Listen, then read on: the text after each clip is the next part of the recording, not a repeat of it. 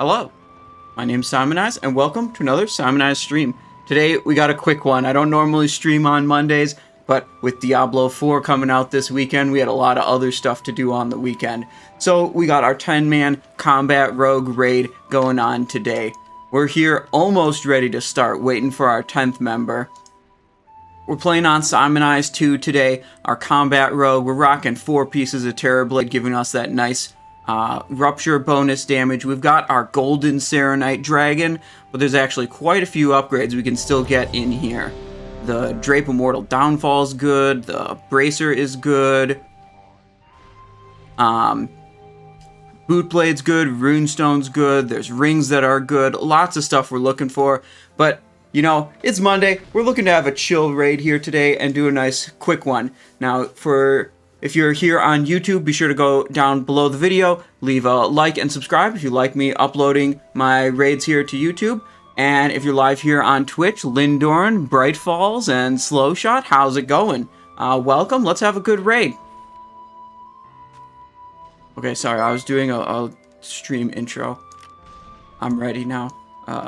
What, is there a particular vehicle you want me in? Okay, I'm driving a Siege. We're doing this with 9.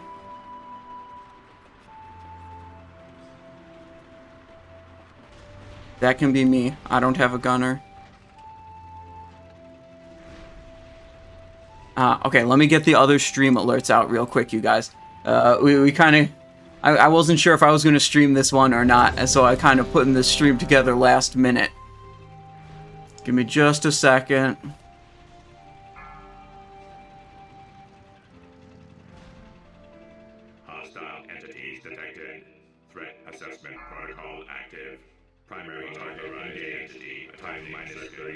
Well, we better be ready now. We might have to get the rest of the stream alerts later. Okay, we're waiting. Multitasking. Doing stream alerts on one monitor while watching for flame vents on the other monitor.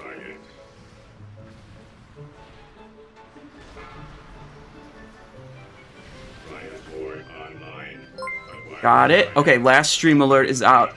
Austin BYO coming in with a prime. Thank you so much. What? Oh my, look at that. It's literally not on me.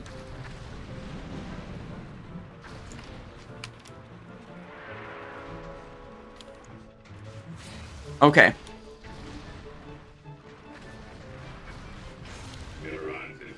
There we go.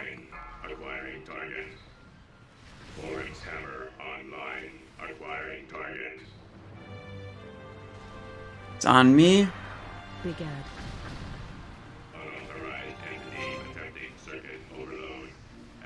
Let's see, I'm gonna run it this way. Want to try turning it a little bit earlier. Prodigy BBY says, hello, sir. Hello, Prodigy. Got that loud. Says, yes. Hello, hello, hello. Lester, how's it going? Oof, zoom in. Okay, gotta get out of there. Hopefully you get some better loot luck than yesterday. Yeah, for real.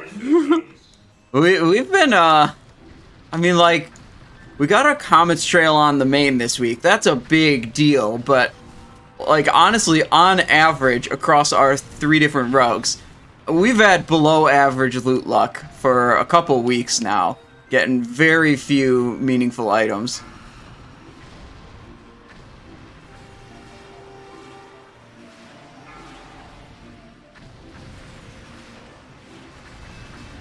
Wait, I was like not paying attention for a little bit. It's possible I didn't get a flame vent interrupt. Now I got the flame vent interrupt. Okay.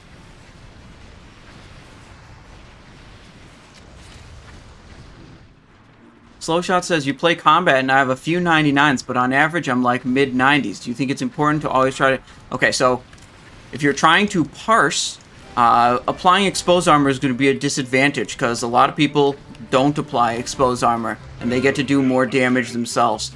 Parsing is always a competition between you and a comparison between you and other players. So if you're doing something that's good for the raid but not good for your parse, that's a disadvantage for you if all you care about is your parse. So you've just got to understand that. It's like your parses are going to be, on average, lower if you're applying exposed armor.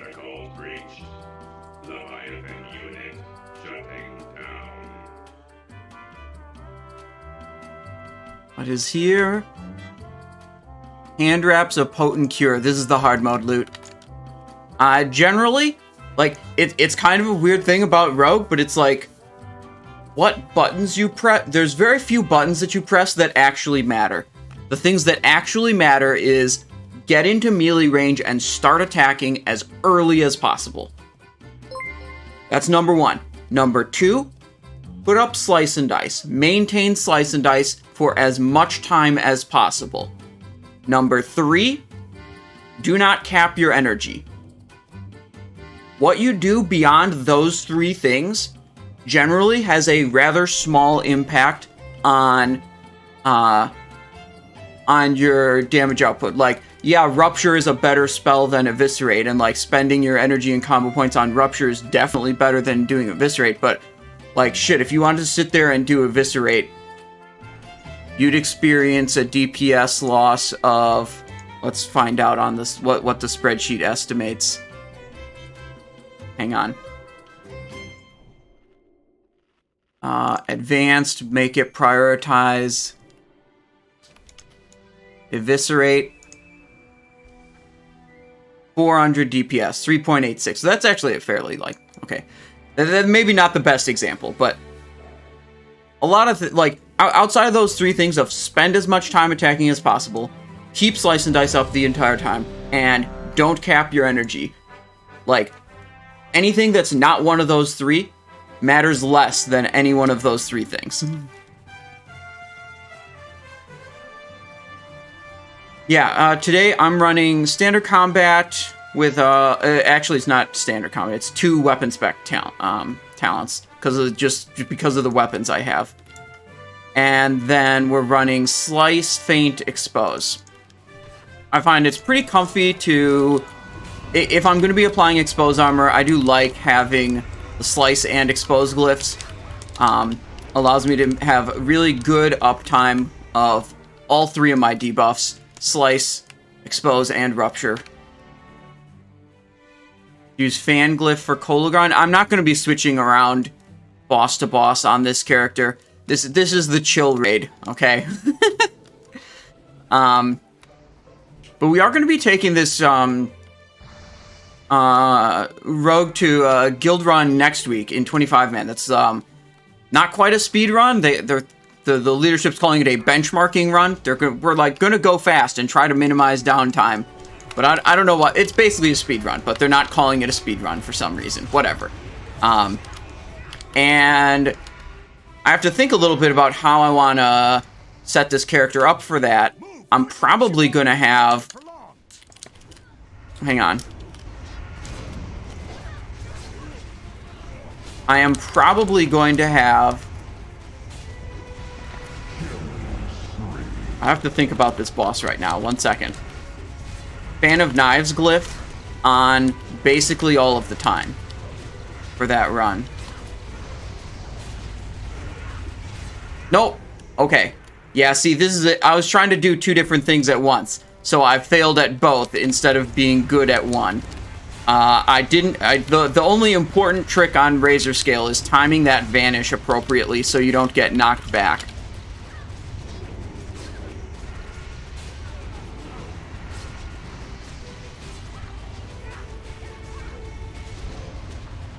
Okay, so this boss is so short, so we didn't really get into our steady rotation of Razorscale talent. No, we don't care about that. Our intended steady rotation is 1 point expose, 1 point slice, 5 point rupture.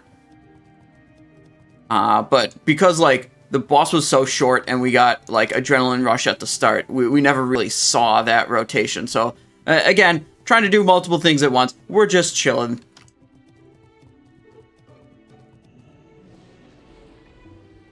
Oh, we should probably flask and food buff too. That would be good. Huh? A double Vezax trash pull. We peaked at 89,000 DPS. And we died before the pull was over. We did more than double the second highest person.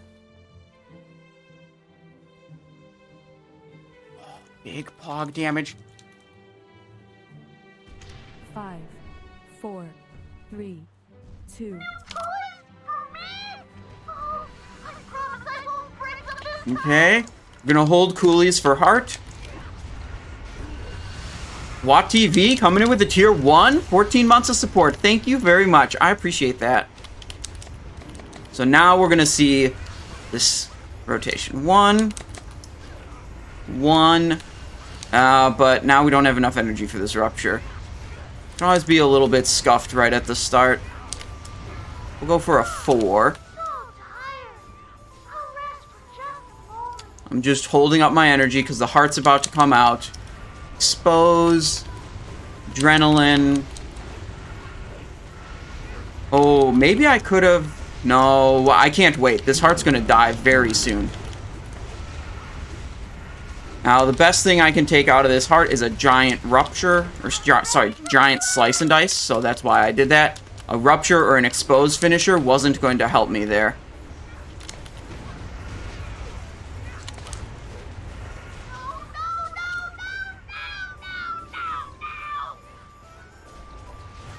One.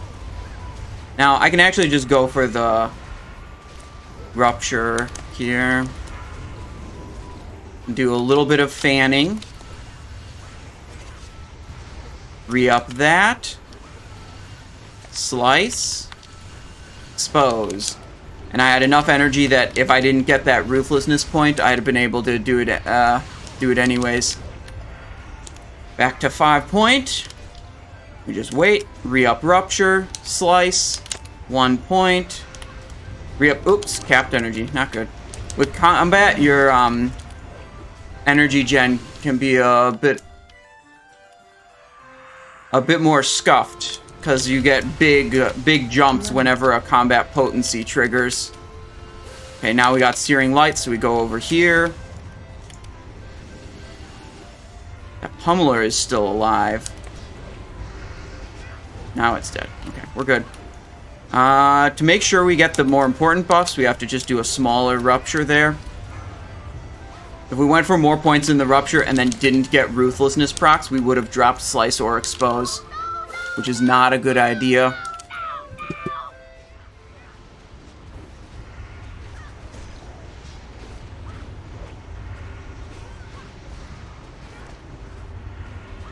Good.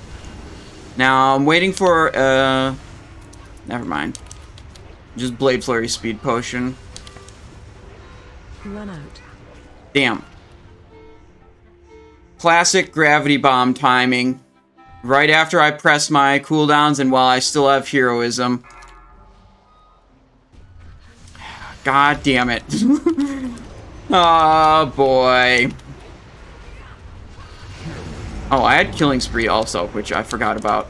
I've been meaning to make a weak aura that just, like, flashes my abilities when they come off cooldown. Because I tend to be pretty bad about that, remembering when my abilities come off cooldown to then use them again.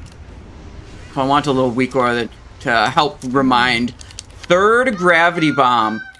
Need a bop on Simon?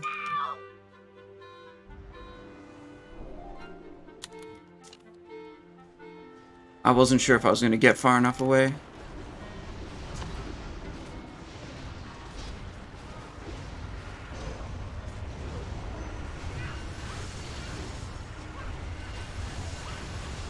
A little adrenaline right here.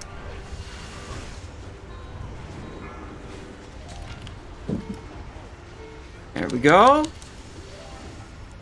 3 gravity bombs, but maybe we could get fluxing energy coils and then everything would be okay.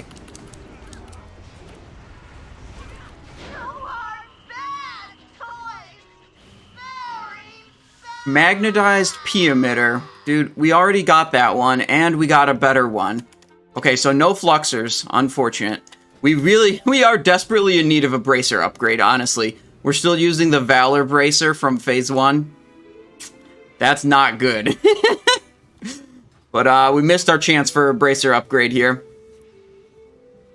Bell Pump says, with rocket boots, I'd wait until 3 seconds left on Grav Bomb to maximize. Yeah, probably. Usually when I get Gravity Bomb, I panic because I don't want to be embarrassed and, like, drop a Gravity Bomb that vacuums someone away. So usually when I get Gravity Bomb, I just immediately run away to just be absolutely sure I can get far enough away and get into a good position. And then it's like, okay, I might have lost, you know, a couple seconds of uptime compared to performing that optimally, but I made fucking sure I wasn't gonna vacuum someone with my Gravity Bomb. You know if haste makes deadly poison? It doesn't change the chance per hit to trigger deadly poison, but it's gonna give you more hits. So having more haste is going to result in more deadly poison triggers. What?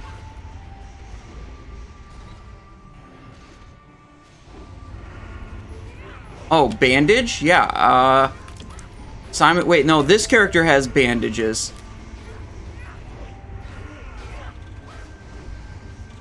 Oh, yeah, okay, well, I had the skill to use the bandages, but, I didn't have the recipe myself, because I got the skill to use the bandages, like 4 days ago.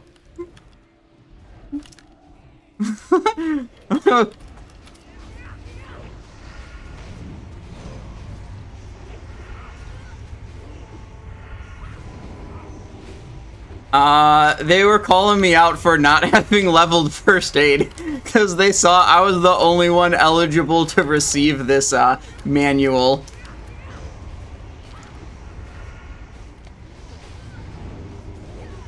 Okay, next boss, Iron Council, has potentially Loop of the Agile, another slot that we are pretty seriously in need of an upgrade for.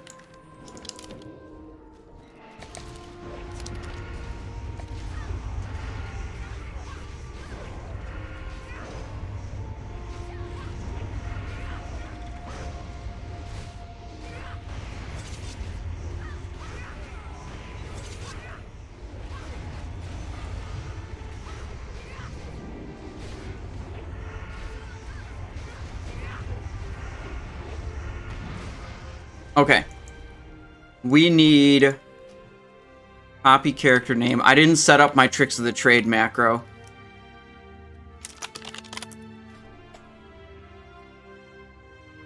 Here we go. Switch it up. Off from Convict and on to this person. Okay. There we go. We got our flask, we got our food, we got instant poison, we got deadly poison. We've been, you know, this was a...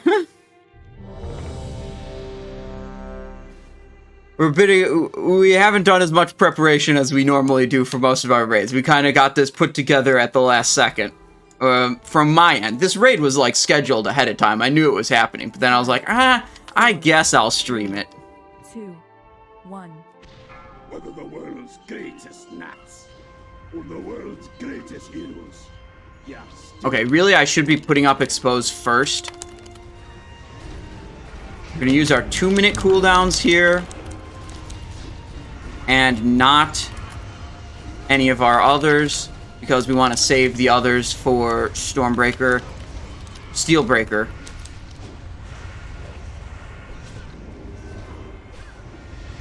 Hello, move, sir. Run. Got it. Expose. Okay, we screwed up the rotation a little bit there. I got confused. I figured if I put Blade Flurry up and all 3 of them are stacked, then each killing spree has probably a 2/3 chance to hit the target that I want. And I assume at that point it's probably... Oh, whoops, this is not the right target. Anyways, the killing spree probably, with Blade Flurry active, has 2/3 chance to hit the target I want, so that's probably worth pressing.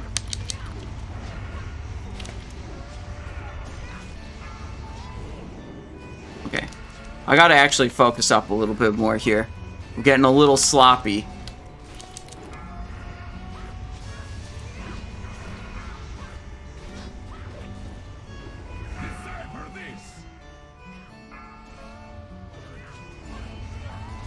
What the? What the? Bitch.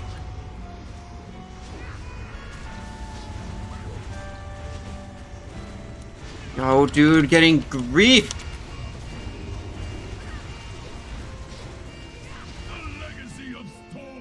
Okay, finally time for boss. We got heroism up, we got our speed potion, we're in the rune of power. Got our blade flurry going. As soon as this rune of power drops, yep, now we can hit our killing spree. Yeah, adrenaline gives us enough time to fit a expose in there. Or sorry, eviscerate. Eviscerate is what I was... Oh, that was a bad rupture. I didn't look at his health. That was a bad rupture. That should have been another eviscerate because he was about to die. Threes, Lady the Masticator. Unlucky. Not the ring we were looking for.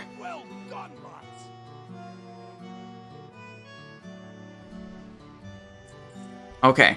So we missed on our Fluxers, we missed on our Loop of the Agile. I'm not sure if we're going to do Algalon next, or we're going to save him to the end. We'll see. Watch out for the Kologarn file. Okay, I've only fallen off Kologarn once, okay? It's not like it's a thing yet, okay? Looks like we're saving Algalon for last. We're going to Kologarn. Skipping past those suckers.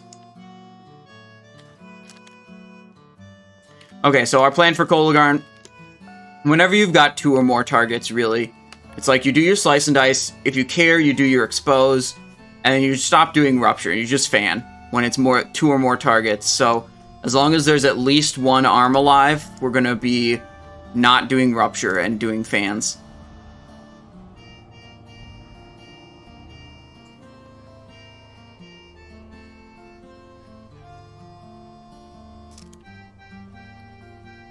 Get rid of the evidence.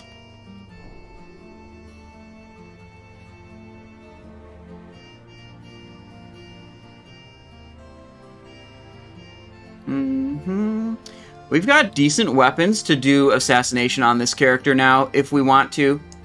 Golem Shard Sticker plus Fang of Oblivion, pretty good. And we've got enough gear swaps to, like, change around our expertise to be appropriate. So that's good. But, you know, we were in combat. I knew we were going to need to expose in this raid looking at the roster. So it's like, if I'm going to expose, I'd rather do it as combat than do it as assassin. It's just more chill. It's just such a feels bad when you know you could press a 10,000 damage in Venom, but instead you press an expose armor. Dude, I did expose armor as assassination one raid, and I looked at it, and I'm like, damn. I made and I looked at the log afterwards, and I was like, damn, I made 58 mistakes this raid. 58 casts of expose armor.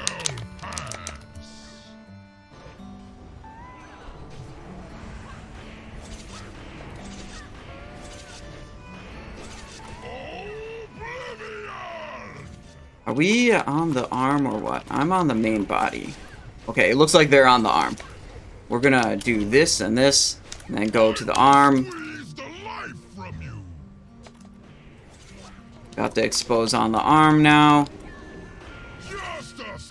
Back onto Kologarn. Gonna redo some combo points. When you have to do both slice and expose, it's a bit of a grief. Because it's like you have to generate so many more combo points. Which means you do so many less fans.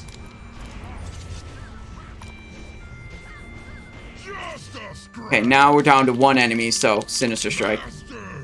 There we go. Okay. Other people are crossing the Kologarn bridge. It's safe to hold W now. Boss is actually dead.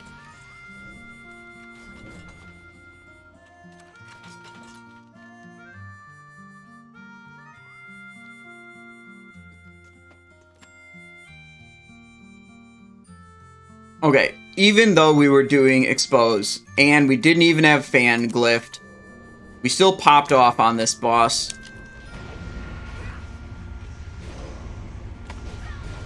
I'm gonna pop off on these mobs too. Look at this, Blade Flurry killing spree. I did way too many Sinister Strikes. 2 targets, it should be fan. I don't know why this is so hard for me to get used to. But it is. 2 targets, fan.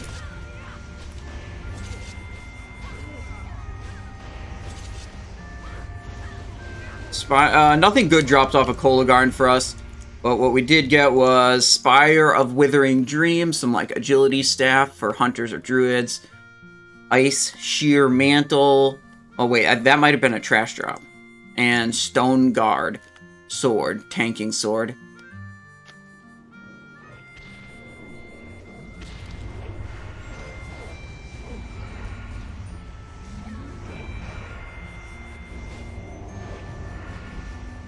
Oh, I shouldn't have used that. If we're going to do... They're just saying on voice that we're going to do Oriaya next. I want to have... No, this will be fine. I'll be fine. I'll use Vanish to negate the first fear, and then probably this will be up for the second fear. There, she's coming, so we're going to have a little bit of time to wait. Except we got this giant corpse in the way now. Awkward. Can you cloak? I don't think so. I've always just used Vanish or Human Racial. We're gonna go on the other side.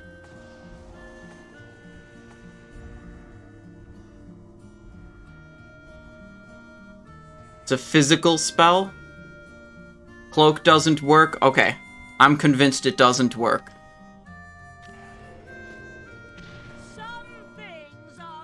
Okay. Cat's gonna come in first. We'll put up our slice. Low energy, perfect time killing spree. Capped energy a little bit, but that's life. Down to single target.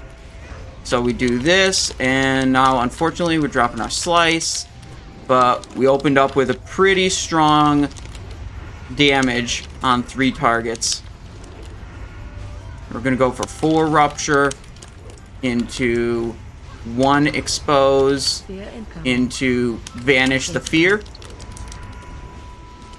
That was supposed to be a 1 slice actually. And this is actually gonna be an eviscerate. Because the boss is almost dead already. There it is. Easy boss, easy game, easy life.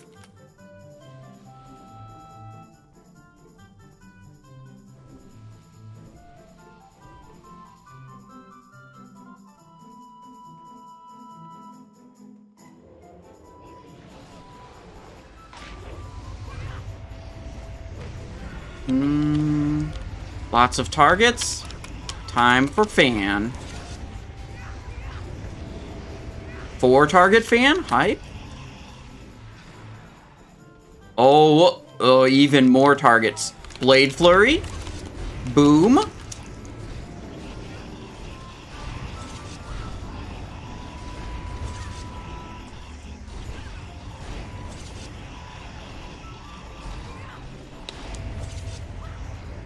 You run Prot Warrior in guild raids? Some of them. We have just a lot of people on the roster, so the roster sometimes switches up. We do sometimes use Prot Warrior.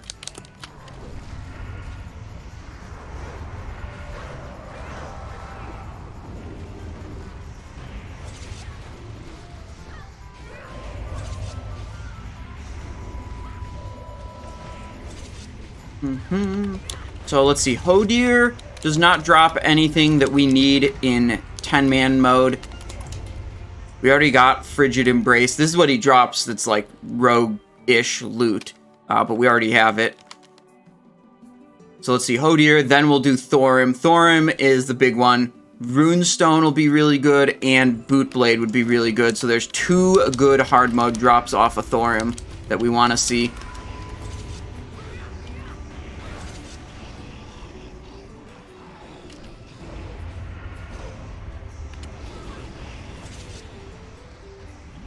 Not getting frozen, standing behind the champion of Hodir.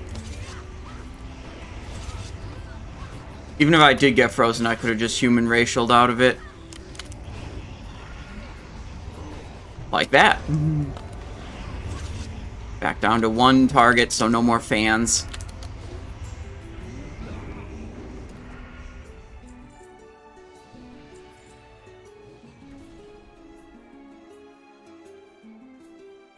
Unfortunate news. We have a weak aura called a Pogo meter. You might have seen it if you watched yesterday's stream. It's a very funny weak aura that provides no meaningful information to help you improve your gameplay. All it does is tell you if your crit RNG is above or below average. Oh, another Revenant came in? Shit. Anyways, but what I found out is when it plays gas, gas, gas because your crit RNG is way above average, turns out YouTube doesn't like that, and that gets a copyright flag.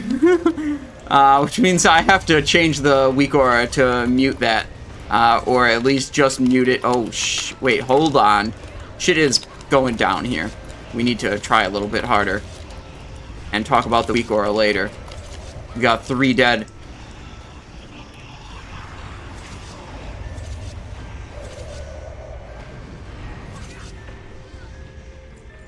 Anyways, yeah, so when the Pogo meter would play gas, gas, gas because I was doing way too much damage, yeah,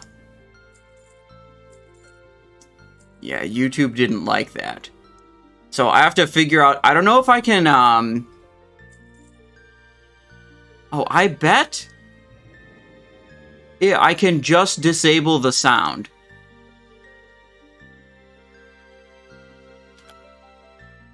I have the same, I have the whole meter just disabled right now.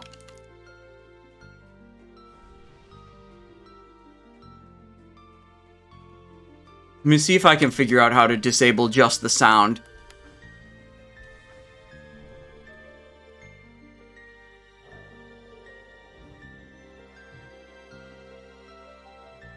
Loop, play sound, on show. Gas, gas, gas.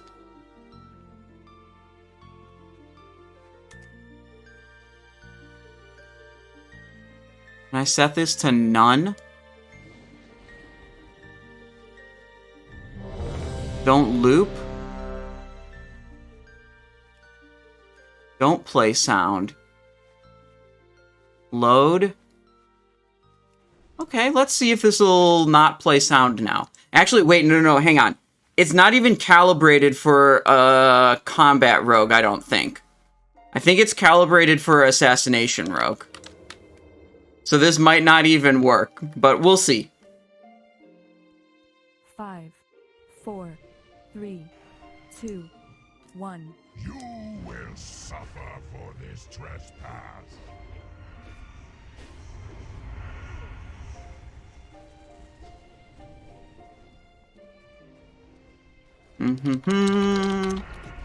Okay.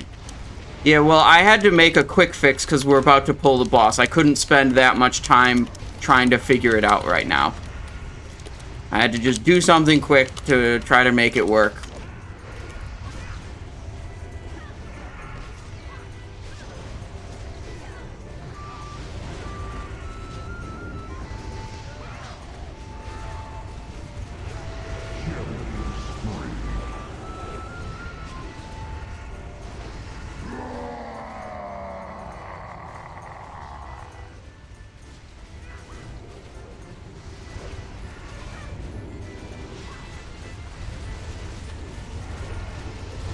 These are some good moonbeam locations, I'd say.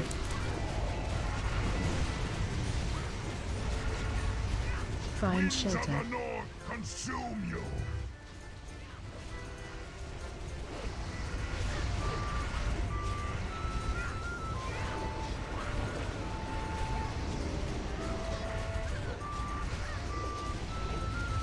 Pretty good, I'd say.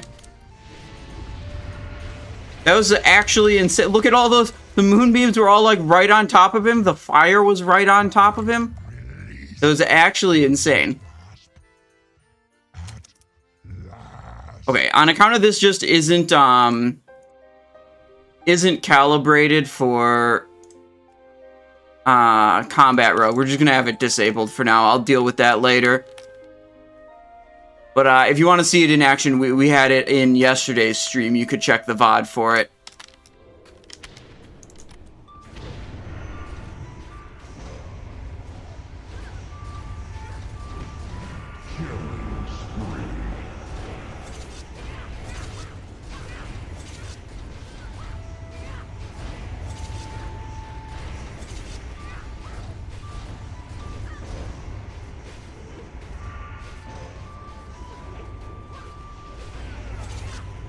Run so fast, and then I can't catch up. Because I'm on a slow combat rogue that doesn't have 15% enhanced move speed.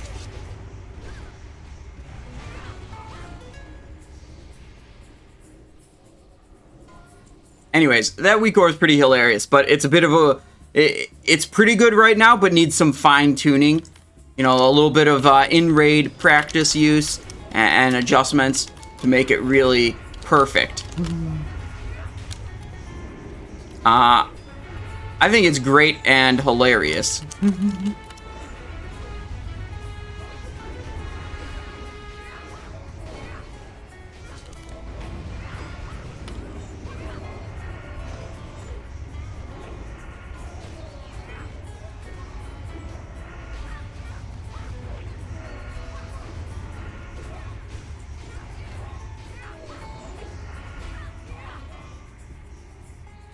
Come on. Oh, see, it gets dragged away, and my dumb fucking combat rogue moves so slow. I can't keep up with them, because I don't have the fleet-footed talent that assassination rogues get.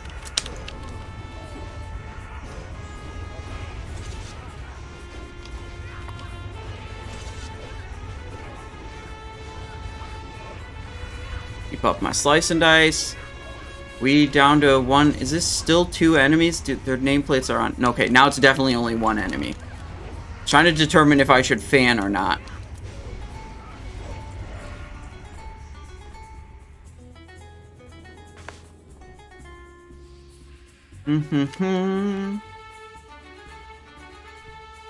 Alright.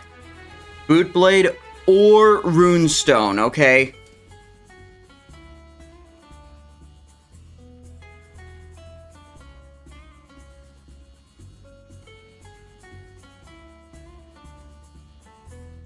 Combat when you don't have to expose is way more enjoyable.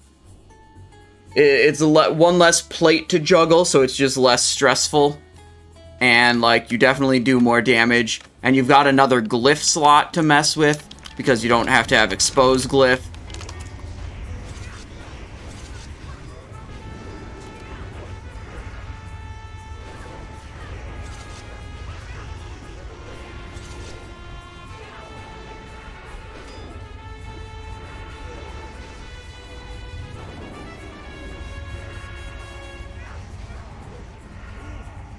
Interlopers, you mortals who dare to interfere with my sport will pay.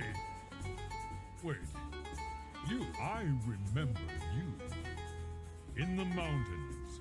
But you, what is this? Where am I? Thorim, my lord, why else would these invaders have come into your sanctum but to slay you? They must be stopped.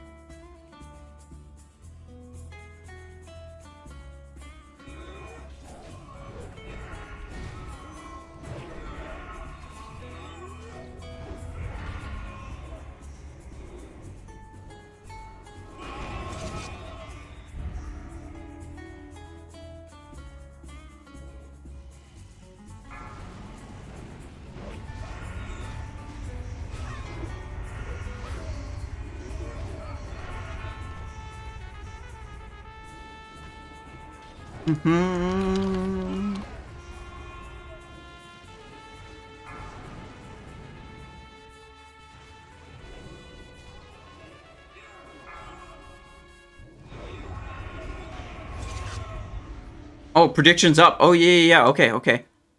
Bellpalm's got the prediction going. Runestone or Bootblade? Yes. Luck box? No. Where's streamer loot? Okay. I like that. Yep. Put your channel points in. Are we going to get any good drops here? Runestone or Bootblade are the good drops.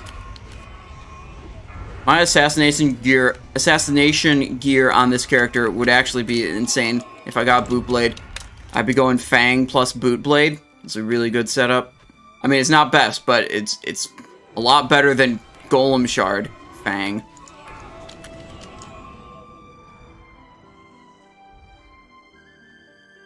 Impertinent whelp. Okay. You dare challenge me atop my We'll go on pedestal? this side. I will crush you myself. Impossible. Lord Thorim, I will bring your foes a frigid death. Slice. Maybe we should have waited like 8 seconds for those cooldowns. Damn. I mean, like, I see the cooldown avail. Whatever. Hang on. We're good here. We're good. It's fine. It's fine, you guys. We're gonna wait for a chain lightning. Yeah, there we go. To hit the killing spree. Now we got the lightning charge coming in, so we do that. We do a 1-point refresh there. We can soak the lightning charge. It's fine because we had feint up.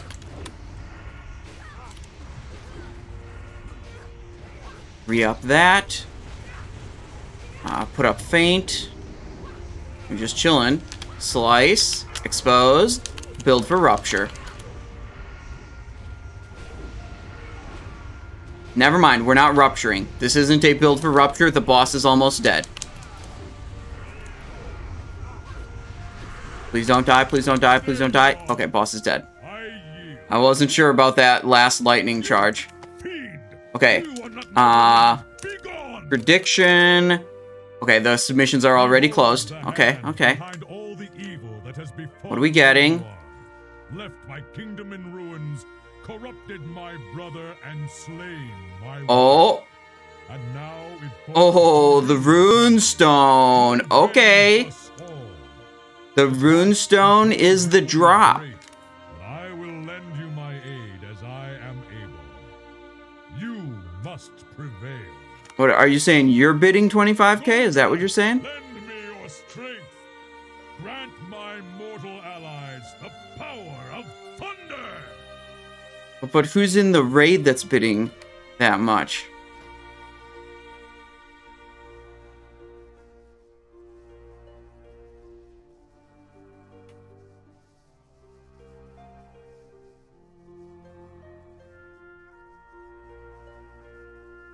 Yikes.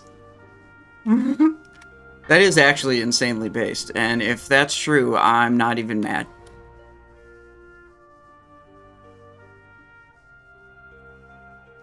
Alright, we gotta do the Skipperoonie. Skipperoonie. Distract, hug right. Do the Mimiron skip here. I'll catch up with you to loot my runestone later. Okay, where's my invis potion? Here it is. Okay. There we go. Moving through. Farrell already has it, he says. Ooh, these are kind of close to us. This could be bad. Yep, it's bad.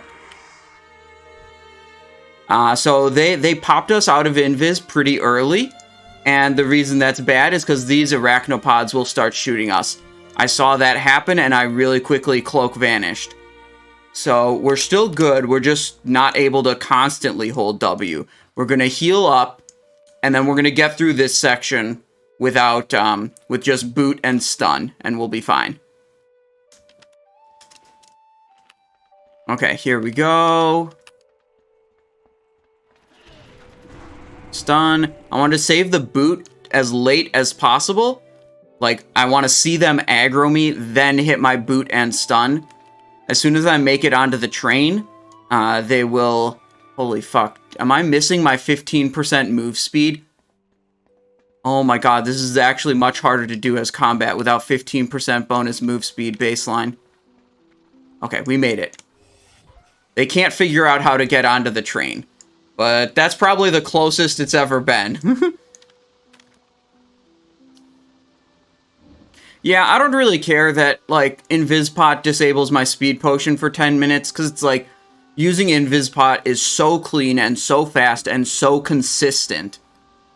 It's like, I'm gonna miss Invispot for one boss or something. It's very much like a, who cares? Like, you can stealth past the first pack, you can get around these mobs in other ways, but I have not found any other way that is as consistent and as fast as using an Invispot. So I just take the L on the speed potion on the next encounter or whatever, and, like, it's fine. Sucks you can't use it. Oh, wait, I just read that. Frost says, you guys ever use Evis as combat?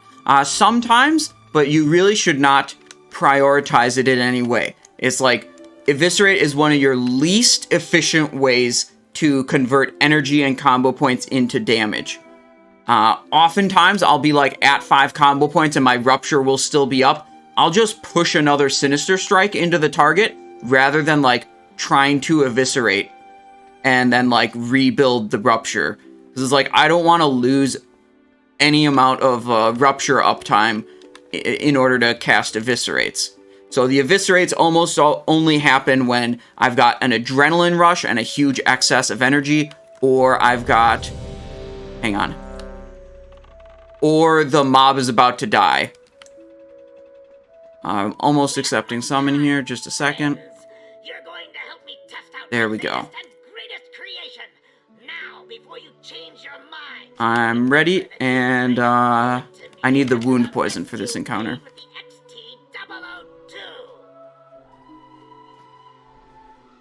XT002. Yes, dude. Yes, dude. Whip that shit right away. Elders, grant me your strength. Is it needed? Will you kill the boss without it? Sure, but you'll kill the boss with it much faster. Your servant requires aid. Is like, I'm not sitting here trying to parse. I'm sitting here trying to maximize the group's, you know, efficiency and chance of success. And it's very obvious that the effective damage dealt by having a wound poison debuff is more valuable than anything else you can do.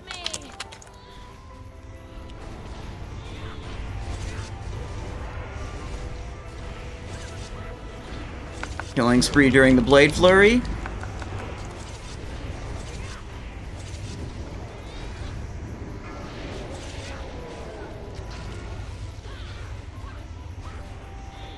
Got it for 5k. I'll remember for Sunday. What do you mean remember for Sunday? Look, I just very skillfully got into this group where no one else needed it, and it actually dropped. That's entirely skill-based. So, you know, I don't know what you're talking about. Remember that for Sunday. This isn't even the rogue I play on Sunday. This is the rogue that got sent to the guild split raids. Plus A plume. I mean, really, the thing you gotta focus on is making any good items for my Assassination Rogue actually drop. We've gone 2 weeks sitting on above gold cap with nothing to spend it on. I mean, that's on you, really, for not making good items drop in your raid.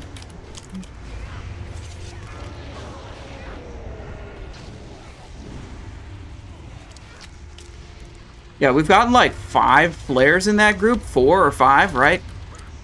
Kind of insane.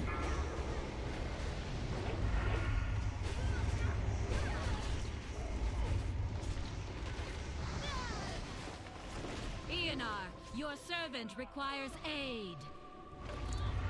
Dispose up. On the mushroom.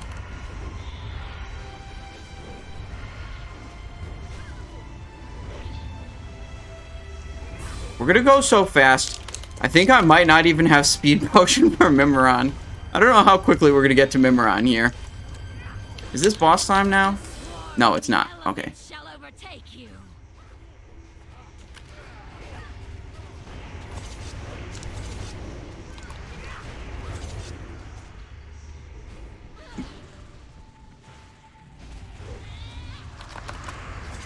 Cloaking. Going in for extra dam.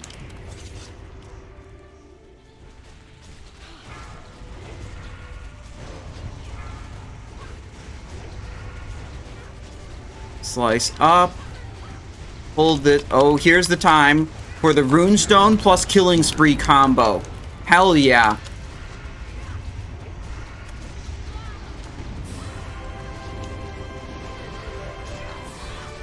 Probably the last expose we have to do.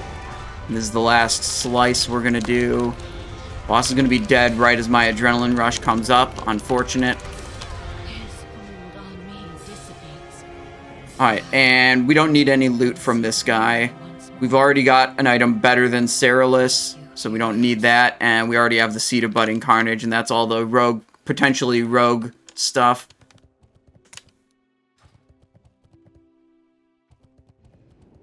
Cerulus, Bloodblade of Invar, one arm. Too bad. We already have the dragon.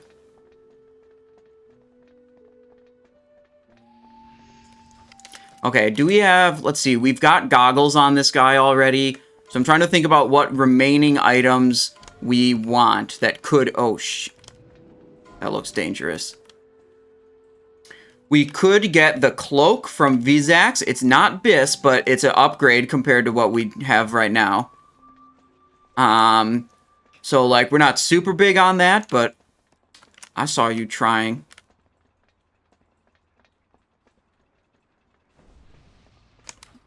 Uh-huh. It looked a lot like a death grip from my point of view.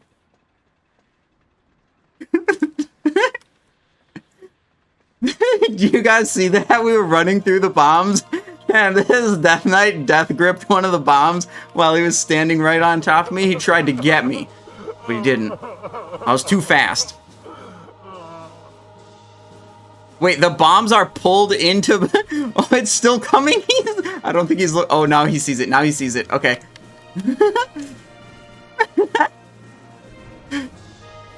I did not know you could, like, aggro these, and then they would, you know, go anywhere other than that ring.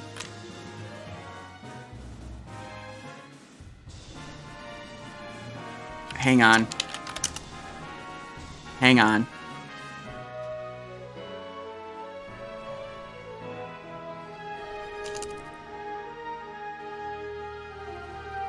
We're locked and loaded for directly after Mimiron, okay?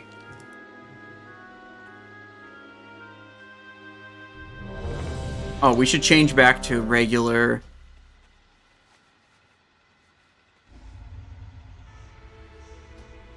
Sorry, who's handling the assault bots? Unreal. Okay, yeah, I'll trick them into Unreal then. 3, 2, 1. Self-destruct sequence initiated. Now why would you go and do Damn, I'm not gonna pre-pot on this, but I'll have my potion for phase 2 when I actually want it. button? How will we finish testing with the self-destruct mechanism active? Energy cap. Oh, mines. Okay, we're good.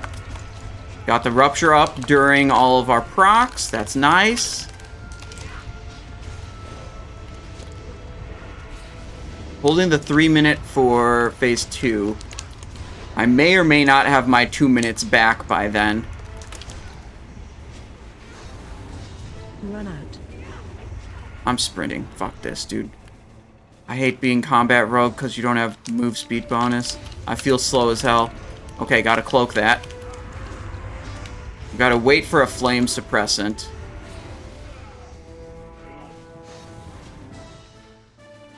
Stop DPS is called. We're waiting for him to do flame suppressant. We're just gonna stay near him so we don't get napalmed. Wait, we just... Raid leader called stop DPS and the boss died somehow. That's very confusing. I don't understand how that happened.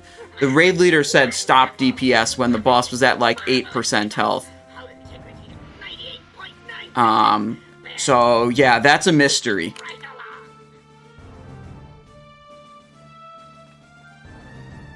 Hey Flip, I set up my tricks with a trade macro to give you some bonus damage.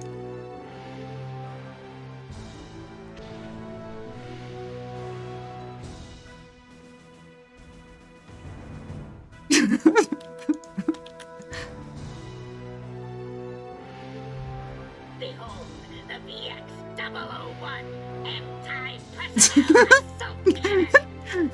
The other people in the raid are complaining because in the past I may have accidentally tricked some people when I wasn't supposed to and didn't transfer the threat canceling, didn't cancel the threat transferring portion. Watch your step. But little do they know, unless they're actually listening right now, which most of them, some of the people in this raid do. They would know that this is strictly a plan to get back at Flip for trying to. Oh shit! I gotta not be in fire right now. This is strictly a plan to get back at Flip for trying to kill me with bombs before Mimiron.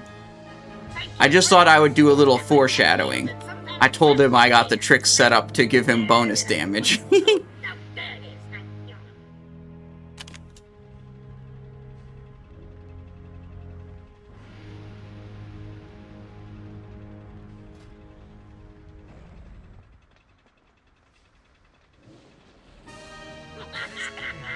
Isn't it beautiful? I call it the magnificent aerial command unit. Okay, we're looking for the orange beam. That's where the assault bot. Ooh, nice. It's right next to us.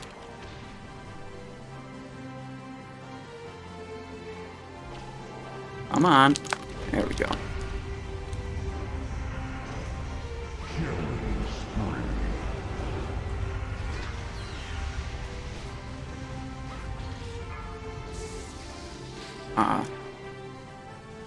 Whoopsies. They told me to pick it up, but then someone else picked it up.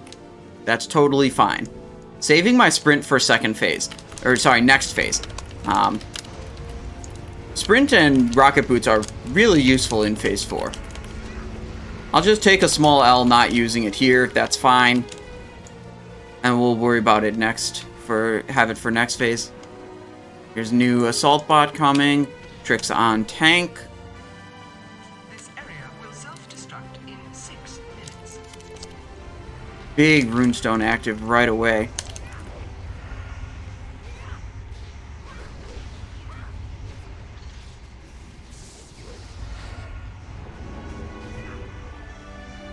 Preliminary testing phase complete. Now comes the true test.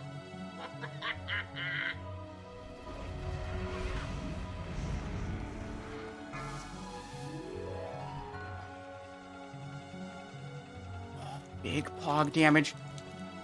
Gaze upon its magnificent. I did it too early, I think. glorious. I was told that if you activate the device at the correct time, you can make it give the damage bonus during this phase, but there's like a really small time window.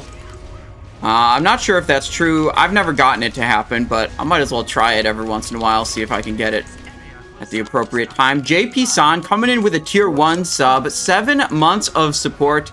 Thank you very much. Back to WoW. Yeehaw! Yeah, we'll do a little more Diablo next weekend, but it's like, and then Diablo's done until June.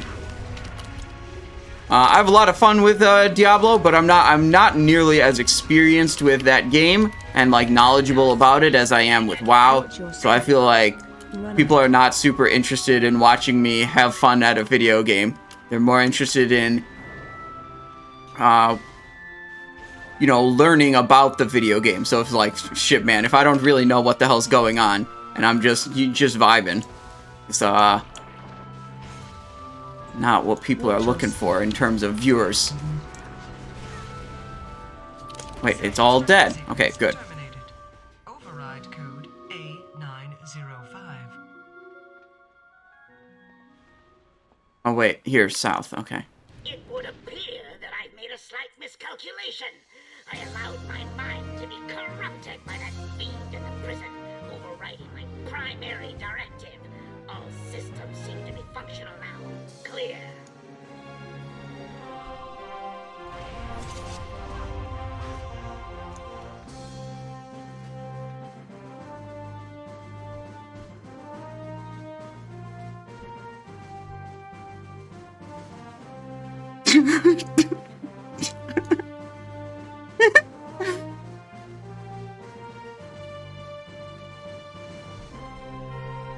We didn't kill him, but we put the we let him know that we can bite back.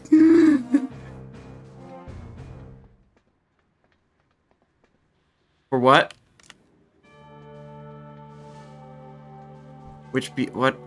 I'm confused. What dropped?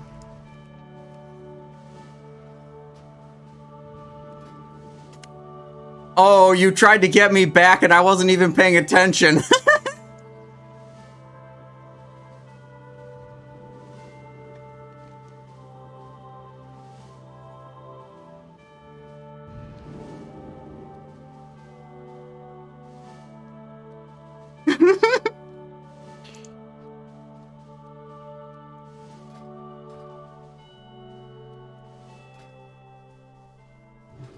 He tried to get me... He tried to get me back. I have a feeling this is going to grow into an ongoing thing in this raid.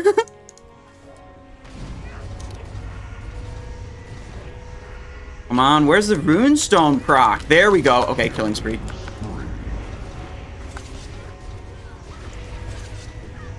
Fan of Knives works really well with armor penetration, by the way. Armor penetration and attack power. Hey Simon, sorry if this has been asked previously. What do you think about using Vanish on Algalon to avoid Big Bang? Well, your raid's probably going to be mad at you if you fuck it up. Because that's a fucking waste if you can't do it right. But, you know, if you can do it right, you're, gonna have a little bit more uptime on the boss.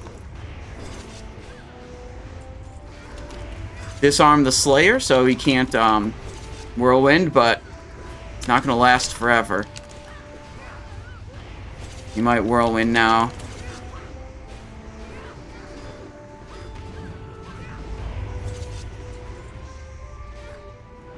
I did.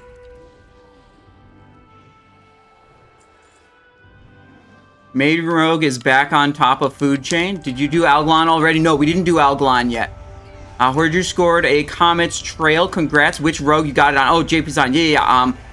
The Comet's Trail's on the main rogue. So yeah, main rogue is back on top by a fair margin now, because that was a upgrade from Mirror of Truth to Comet's Trail. So that was like a 200 DPS upgrade.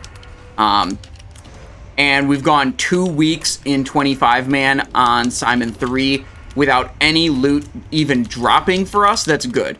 Like, it's not even a case of we don't have enough gold to afford it. We do have enough gold to afford basically anything in that raid.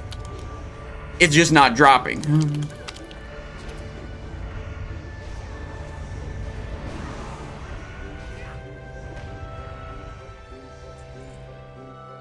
Any loot you need from following bosses? Drape, Cinch. We already got Cinch. But, yeah, the remaining things, it's like, Drape of the Faceless General, we'd go on... We'd bid a little bit on that. Not a whole lot. Like, it's not our best in slot. It is an upgrade, but not best in slot. So, you know, we got to temper our bid on that. We might let it go if someone else is a bit more invested. Then Yogg-Saron has nothing for us. Kingsbane, I think, would be like a minor upgrade to our assassin set, but that's not really important, and that's kind of a shit dagger anyways. Much rather pick up a boot blade or a blade twister if we ever get the chance. Let's see. Then Algalon, we could use the gloves from Algalon, kind of. We could use Band of Lights, would be huge. The reply code would be very good for us also. And Dark Matter over Pyrite would be pretty good too.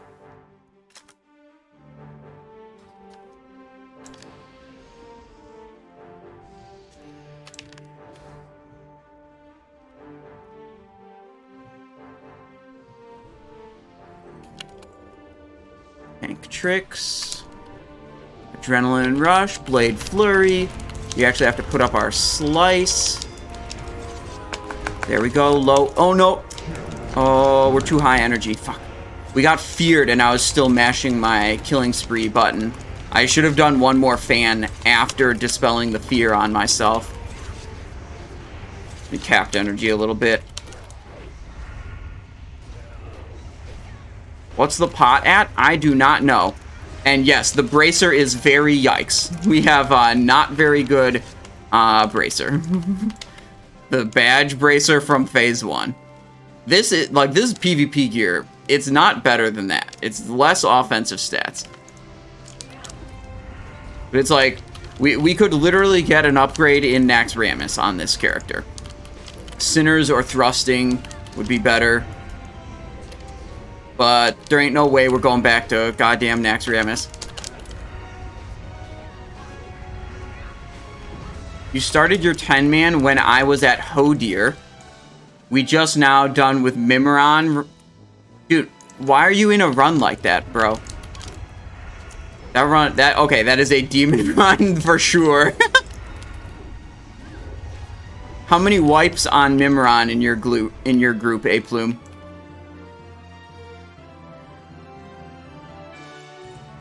Three wipes on Mimiron? Okay. Okay, that's not the worst, you know. It's not an experience I would choose. But you know, I've definitely been in raids that were worse than that.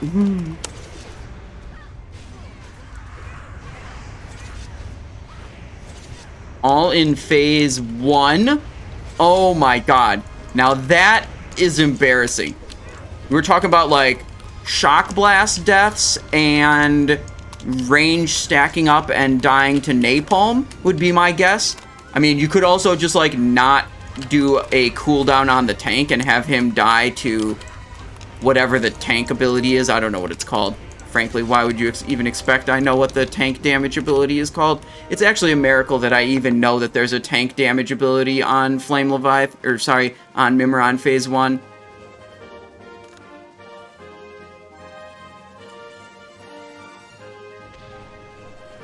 We're not gonna, we are gonna pop coolies. Who am I kidding? I love popping off.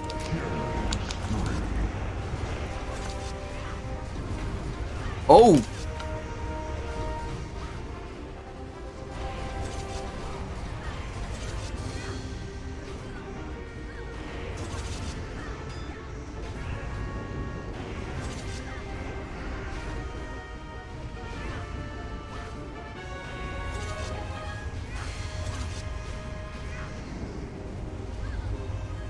Okay. Simon, did I overheard in previous stream you said you have a new YouTube channel with full VODs? That's exactly right, yeah. The Simon I Show VODs channel is desperately in need of your support because YouTube won't pay me for it until it gets 1,000 subscribers. So, once it hits 1,000 subscribers, it's probably going to actually make more money than my main channel, looking at the viewer metrics as they are right now. Yeah, just search on YouTube. I can get the link up in just a second. I'll post it in chat. But yeah, we're just uploading all the VODs to YouTube now these days. So, like, if you want to watch them on YouTube, you want to watch them on Twitch, whatever you want.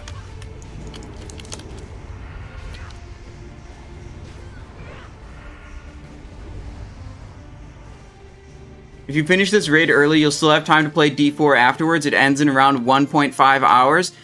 We might do that. I might focus on other stuff. I gotta get a... I mean, like, I don't normally stream today, so I think we were just doing a quickie one. I may or may not play D4 afterwards. Let me see. Let me pull up the Simon I Show VODs channel.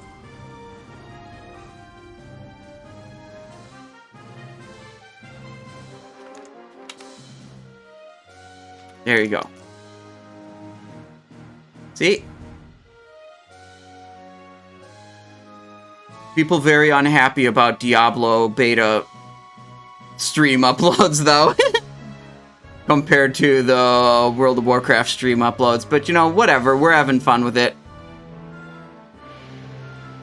We got some new streams. Like, we put all the new streams up, but then also I got some, like, archive stuff, like 2x Glaive, 2x Lust, pumping in Black Temple.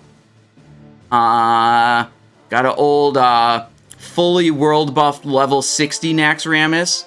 Very cool stuff.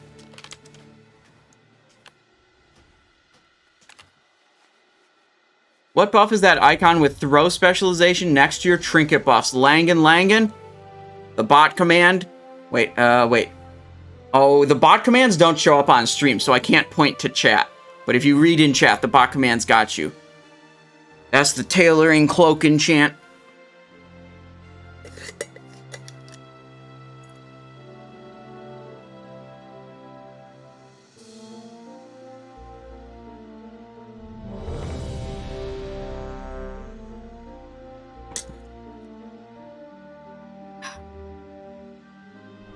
Went to wound and deadly. Actually, this boss, wound doesn't even, like, you can't, wound doesn't even make you kill the boss faster. It only makes you parse higher. Because you get to the 5% benchmark faster. And I don't care about that. So just keep it, we'll keep it with the insta-poison. 4, 3, 2, 1. Your destruction will herald a new age. Okay. Interrupt 1.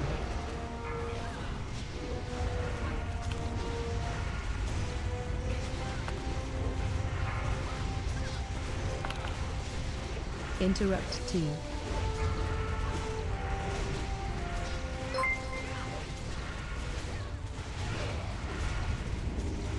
Okay. Interrupt 3.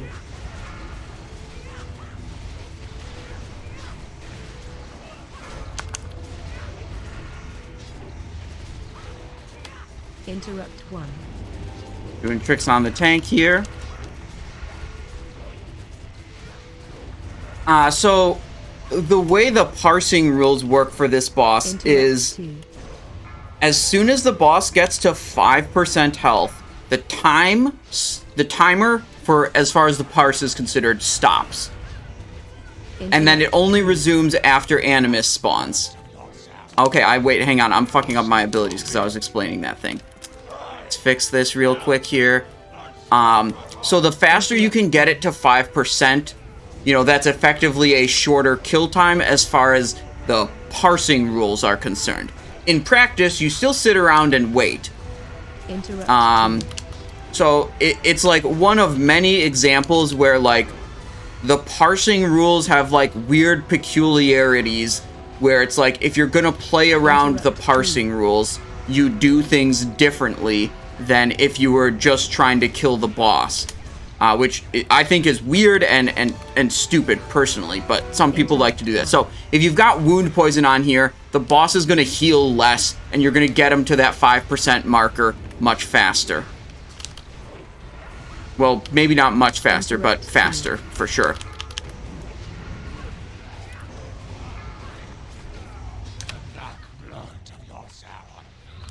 Courses through me. Interrupt 3.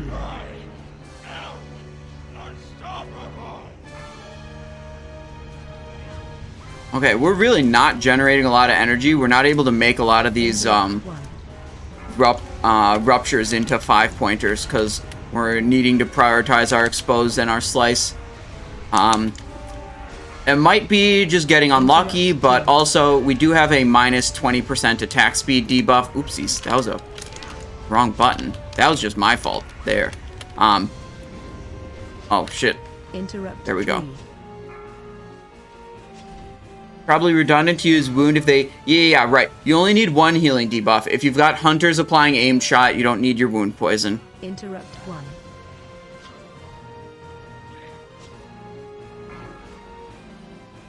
So now we're going to sit here and we're going to gouge the boss a couple times. Deals barely any damage, but we're going to try to generate some combo points here so that when Animus spawns, we can just crack off a 5-point slice and then push on the Animus. Interrupt 3.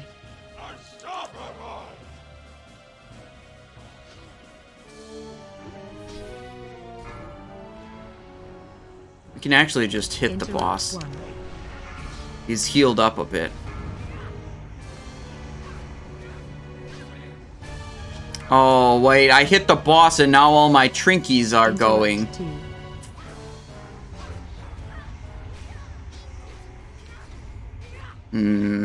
20 seconds. My runestone will be up in time, Interrupt 3.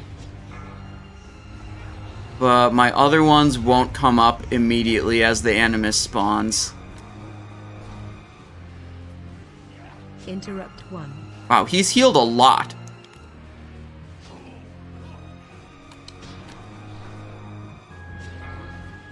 Begin.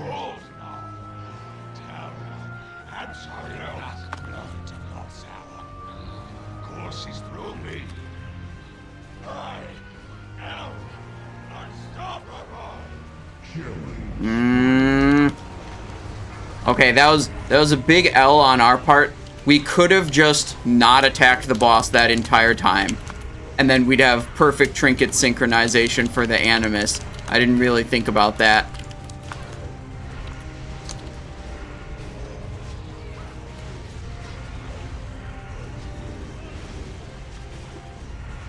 Interrupt 2.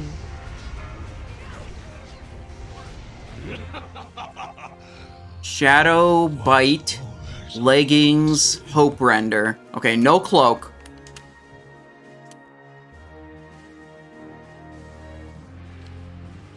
If Hunter is doing aim shot, their griefing volley goes burr. I mean, like, if you gotta maintain a Mortal Strike debuff, I find it hard to believe that... Look, I don't know, but I find it hard to believe that Hunter is not the best choice for that. Like, Warrior has to spec arms, which is a huge L. Like, that's just a complete joke. Combat Rogue loses about 8% of their damage output to use Wound instead of Instant. And an Assassination Rogue loses about 16% of their damage output. So we're talking like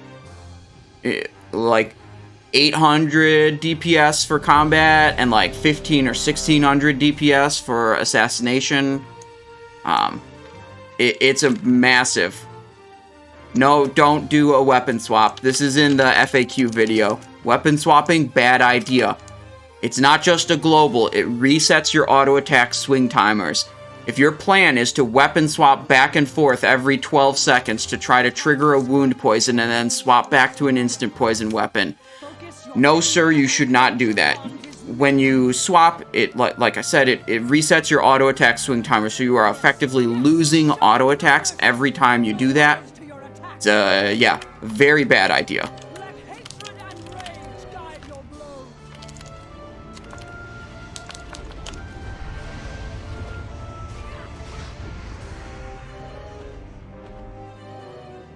Target you. Poked it. Yes, yes! Show them no mercy! Give no pause to your attacks! I'm always scared to use cooldowns here. Like, especially Killing Spree, because I don't want it to pop me around and, like, pop me into a cloud. And then I just end up not using the other ones either.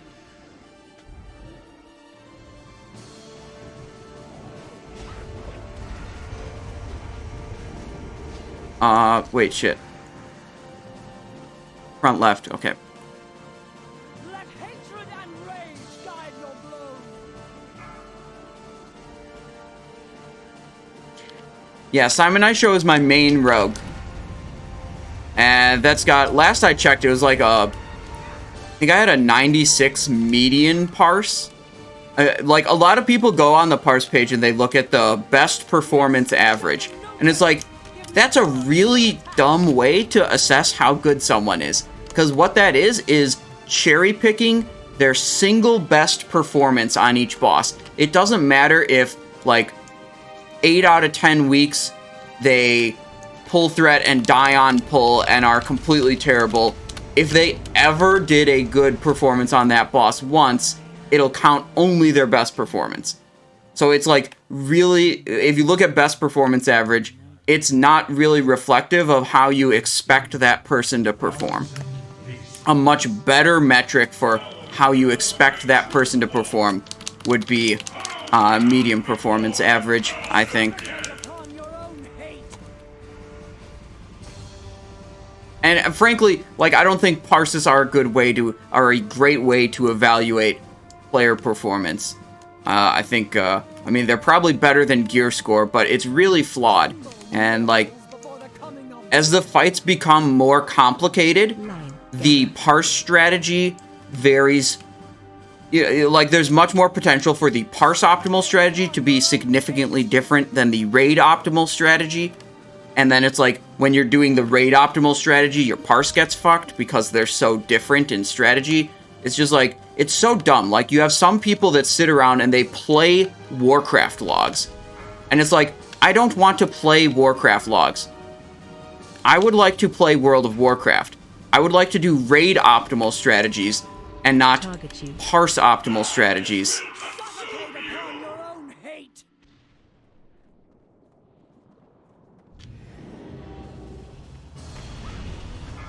But it's like, when I think the more complicated the fights get, the more likely it is that a raid optimal strategy differs from a parse optimal strategy, and that I think is not good. They will stand together until Stormwind And makes parses less and less valuable. Okay, we need to get this killing spree in. I'm not sure if that was actually a good idea to press with that much energy. But yeah, ultimately, I just don't give a shit about what my parses are. That's really, I think, the way to play the game. I think if you sit around, like, actually caring about what your parses are, you're gonna have a worse time than if you don't care about that.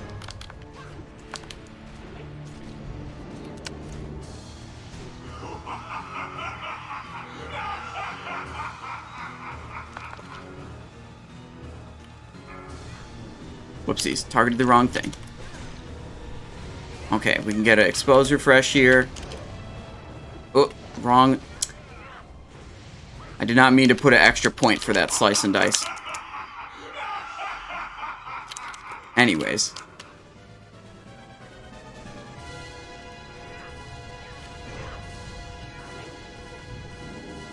Yeah, so I think the reason people still use parses to evaluate players is because it's probably the best tool available to evaluate someone's performance. Just because it's the best tool available doesn't mean it's a good tool. It just means the other options are worse. And it's like, the other option is gear score, which, like, I think we can all agree is less reflective of a player's expected performance than, like, some kind of parse ranking. But, like, that doesn't mean parse ranking is a good system in itself. It just means it's a little bit better. Fuck. We already got this belt.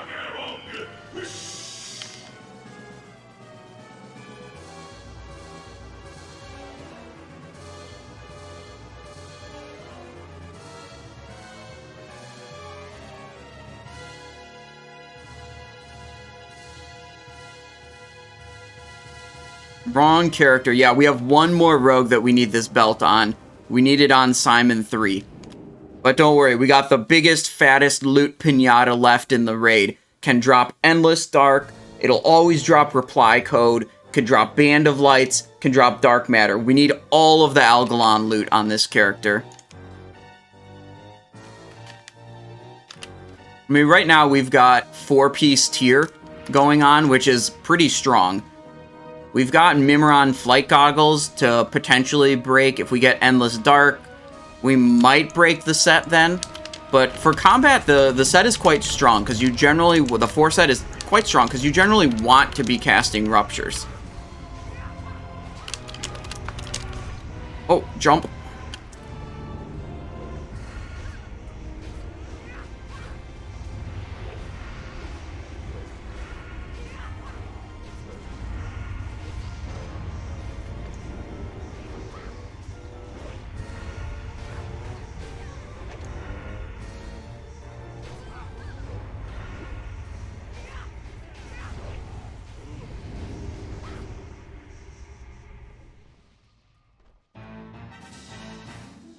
Oh my god, I actually don't want to be combat for Algalon. I hate being combat on Algalon, because there's all these, like, stars that move around, and then, like, they're like, don't kill the stars, don't deal damage to the stars, don't. Or even the living constellations, they, like, come around, and then, like, if you hit Killing Spree and there's a constellation nearby, you might jump to the constellation, and, like, you don't actually care about dealing damage to the constellation.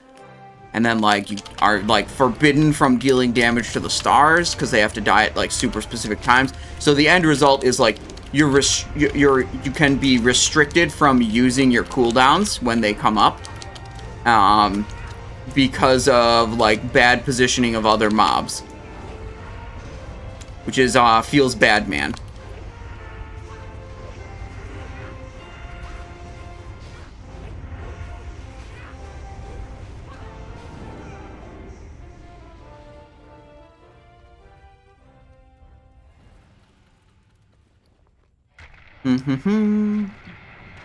This is one where it's like, if I had my assassination spec set up, I would 100% switch to assassin.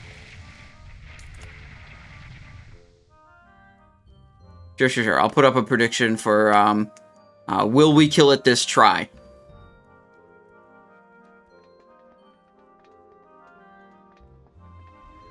This guy lag hacking, obviously. Will we kill it this try? 5 minutes.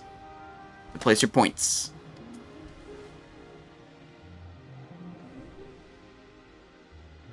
I used Killing Spree in Phase 2 and ended up in a black hole because of the Unleashed. Oh no. That's the worst. That's the worst. Could I buy the belt and use it for an assassination set somehow? I mean, yeah, I could, but I could also just buy another Footpads of Silence for 2,000 gold instead of buying the belt for 3,000 gold. And yeah, you just put different gems in it. Like, this is a crafted item. It has 2 sockets. I can shift around the expertise. I'm not going to put 5,000 gold on a, like, off piece that I don't even need right now. It is in the universe's best interest to play a spec that... Yeah, right. Like, we may have a lot of gold, but, like, kind of like, I still only want to spend gold on stuff I actually need, like, actually good gear. Because, you know what? You know, after 2 weeks of getting nothing on Simon 3 in the 25-man GDKP, you know what's going to happen? All 5 items are going to drop next week. And then I would be sad if I dropped 5k on this item here. Rune Orbs are super cheap on... Rune Orbs are like 300 a piece on Benediction, I think, last I checked. So it's like, yeah, I can just get a second pair of Footpads of Silence pretty easily. As a combat, do you go the AoE spec as dual spec, or is it... I don't know what you mean by the AoE spec. But generally on combat, I'm just sticking with the same spec. Like, I'm not... I don't think there's really 2 variants of combat that are different enough that they're worth switching between throughout the raid. Open bags. Yeah, I can do that.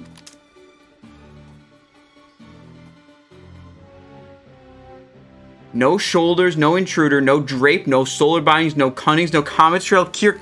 That's insane. This is like week 9 or something. And that's 1, 2, 3, 4, 5, 6. How many weeks have you been killing 6 different items? How many weeks have you been killing Algalon? You got 2 Algalon items on that list.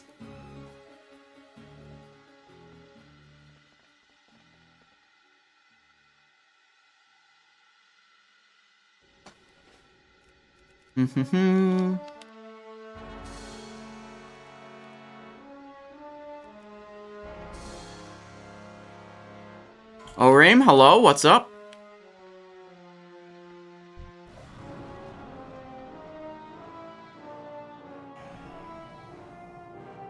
Any SICKO loot today? Yeah. Yeah, just a little rune stone. For minimum bid, no competition on the combat rogue, replacing a shit-ass agility trinket from Phase 1.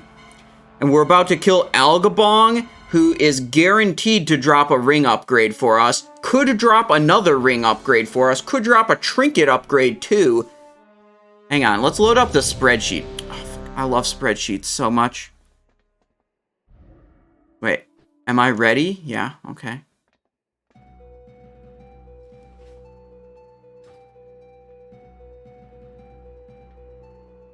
Insta-deadly. Okay. I assume Unreal is tanking first.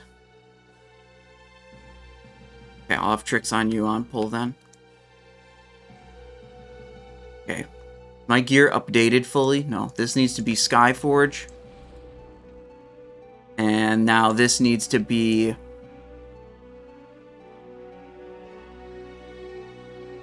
Whoops. Nice. Runestone. Okay, let's save this gear. Oh, hang on. Should make this small so you can actually see it. There we go.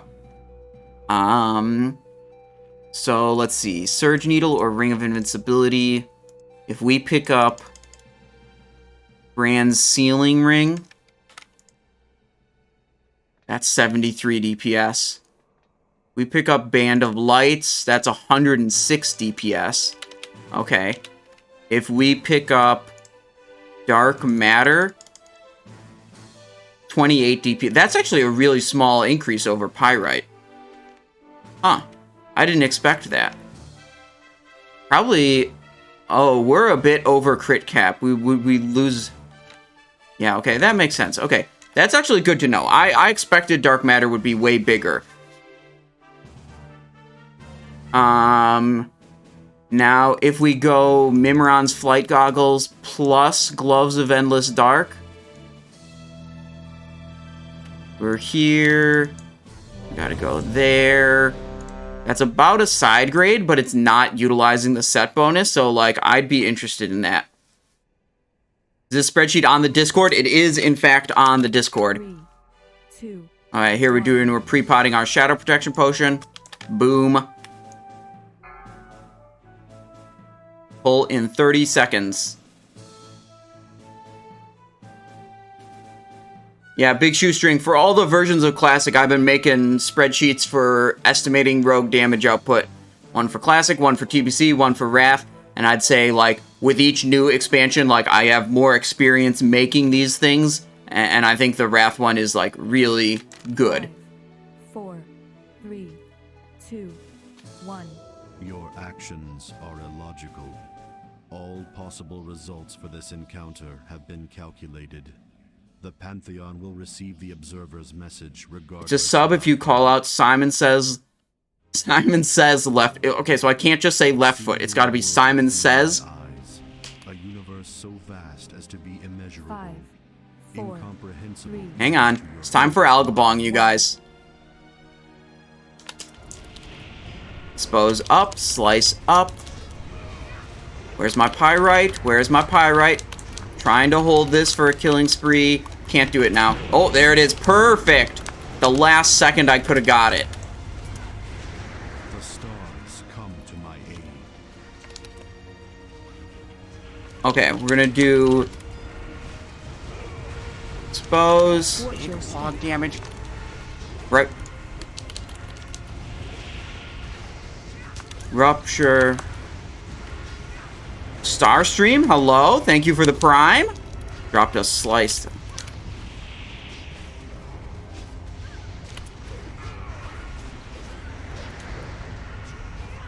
It's gonna have to be a 4 again. Uh-oh. Watch your step. Melee right foot.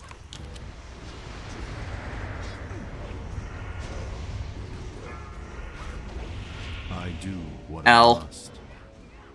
L. Tank death.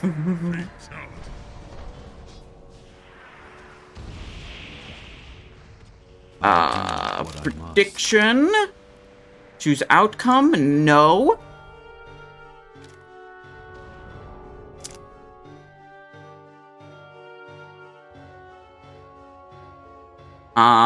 Next prediction is up. Will we kill it the next try? Starstream, thank you for the prime. Crit cap mop slotch. What if you're curious about kit cap? We're gonna have to go to the Simonized Show main channel. You're gonna want to check out. Oh wait, yeah, here. Top 10 rogue questions. Oh, I'm gonna put this in chat. Actually, I'll link it to exactly the segment. Let me get rezzed. Okay. Is there a fish feast down? No. Okay, hang on. When should use vanish? Hit rating, crit haste cap, and crit cap. Pre-pot timer. We have a food buff. Okay, there we go. Okay, share. Start at here. Boom. There you go. The frequently asked questions video is actually insane. It's an insanely goated video because I just sit here answering questions on Twitch all day, so I know what the most common questions are, what the most common things people don't understand are. And then I just packed them all into one video. My UI is all on the Discord. Yep, every add-on and weak aura that I use, you can go into the add-ons and weak auras channel on the Discord. Same hat? Wait, is it same hat across these? Oh, it is same hat. 5, 4. Okay, pull is soon. 1.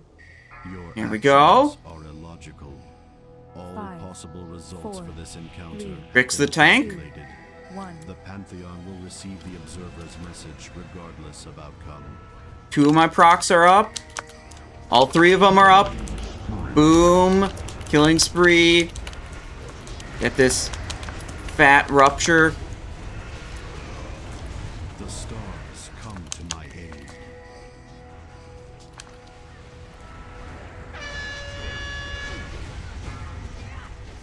Watch your step. Left foot.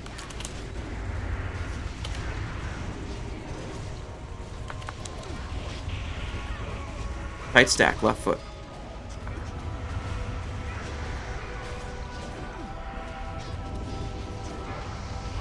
Maybe a 4-pointer. Watch your step. Right foot.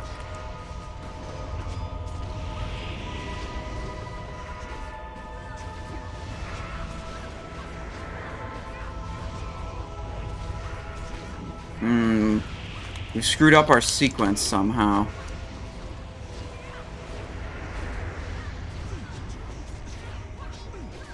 Whoopsies, capped. Dude, I gotta constantly pay attention to this. Left foot.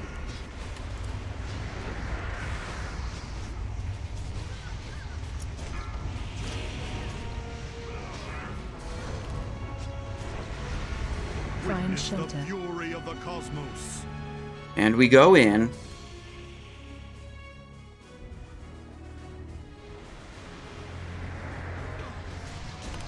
The raid leader's calling out the left and right, so I don't really have to do it. Yep, that guy did not move properly. Loss of life unavoidable. Stood way too close. We are dead. Unlucky. I do what I must. Wait, the prediction was still up. I set it for too long, apparently. Okay, we'll set the prediction for only 2 minutes time instead of 5 minutes. That lasted way too long.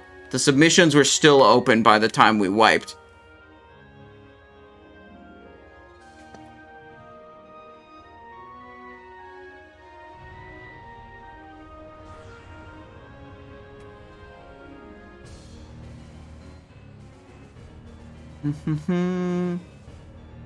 Not seeing combat weapons. Alright. This is the section you want to examine. Right here.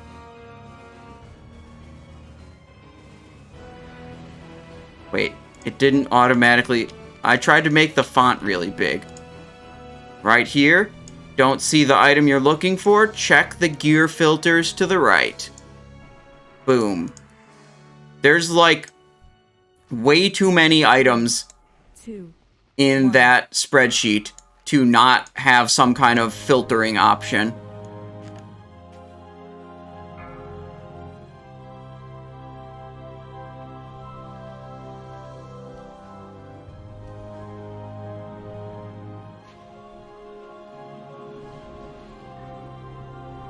Oh, let's do this.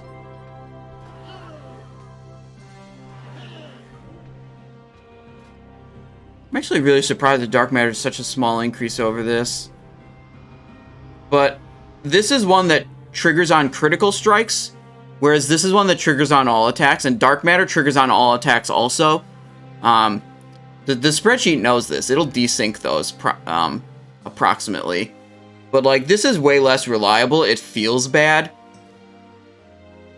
Whereas Dark Matter is going to trigger much more reliably. It feels good. But the spreadsheet knows how to handle that. 3, 2, 1. And it still says small difference, but my feelers say bigger difference because it's fun. Pantheon will receive the observer's message regardless of outcome. Where's my pyrite? There it is.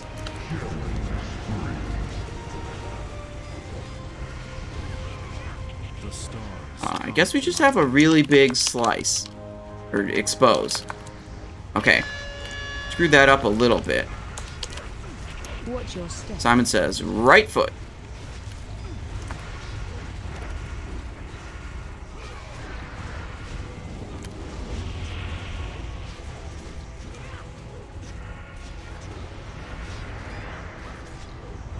Oh my god, I totally screwed up. I was distracted by thinking about this. Dude, you can't stream and do combat and do juggling fucking expose armor at the same time, because there's no spare attention to pay attention to something other than juggling all these different buffs and debuffs. Smirking to a Simon Says, that's exactly what I was doing. That's where my head was.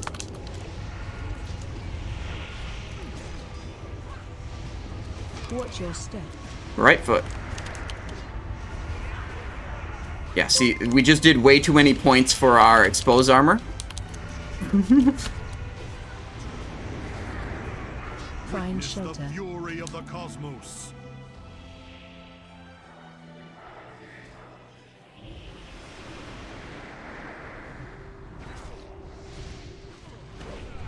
Watch your step. Right foot.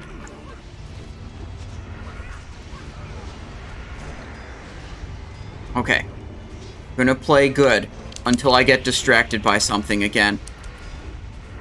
Good enough, you pre-subbed? Okay, okay. Good, you made good on your word. Thank you, FrostX.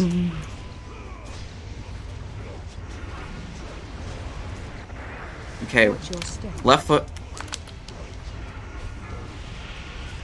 We took huge damn there. We didn't have our feint up, so that was a bit of an misplay on our part, really. Okay, look at this. 1 point expose, 1 point slice, build for rupture. This is what we're supposed to be doing. Killing spree because it's available. Watch your step. Right foot. 1 point expose.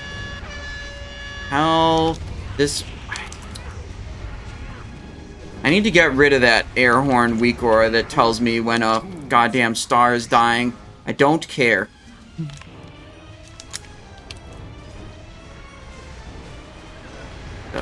Why are people... Find The shelter. fury of the cosmos. Merely start left foot?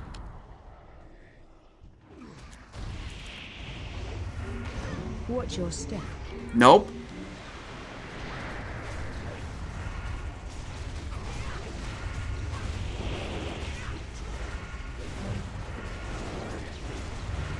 Mealy's left foot.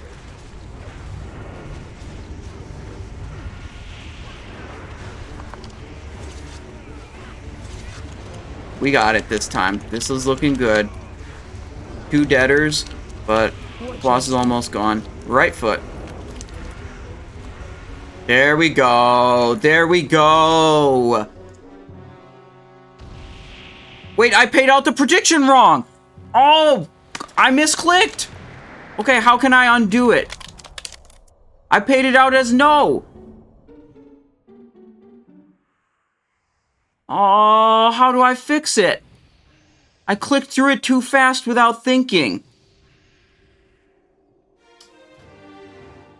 have seen worlds bathed in the Maker's flames. Yikes. I don't think there's any system to make me, to be able to fix it. Even when we lose, we win. Oh,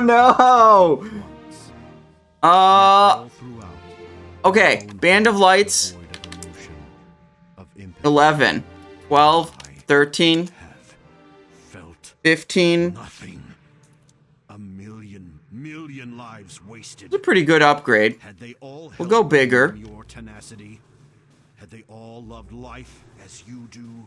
20. Perhaps it is your imperfection, that which grants. We could just go for the other that ring. allows you to persevere against all cosmically calculated odds. You prevail where the Titan's own perfect creations have failed. 22. We got to do it for the thumbnail. 25. Oh my god, this guy's not letting up. Your planet will be spared. I cannot be certain of my own calculations anymore. I lack the strength to transmit the signal. You must hurry. Find a place of power close to the skies. I know just the place. Will you be alright?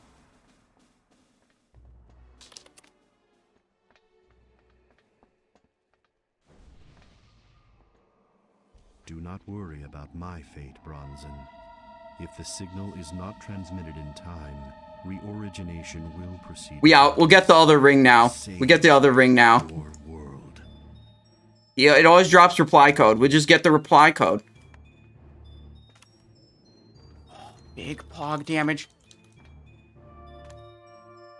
Bean Whale, hey, how's it going?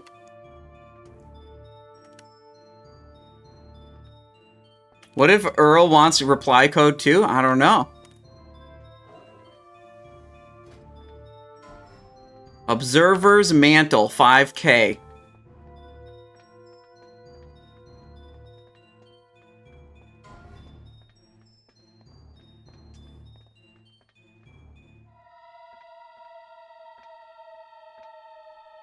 Mm-hmm. 30K ring. Thanks for all the work you put in. Really appreciate the resources and community you've created.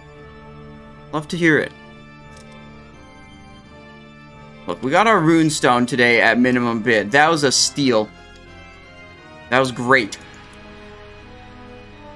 So we got a piece of loot to slap on the thumbnail. Okay.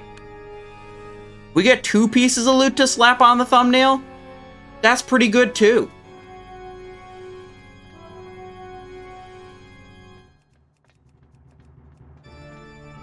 Reply code, Starfall, Band of Lights, Observer's Mantle.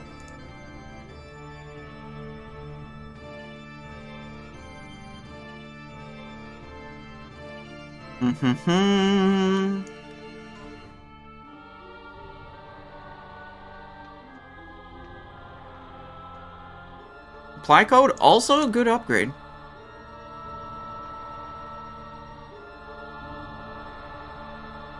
Eight.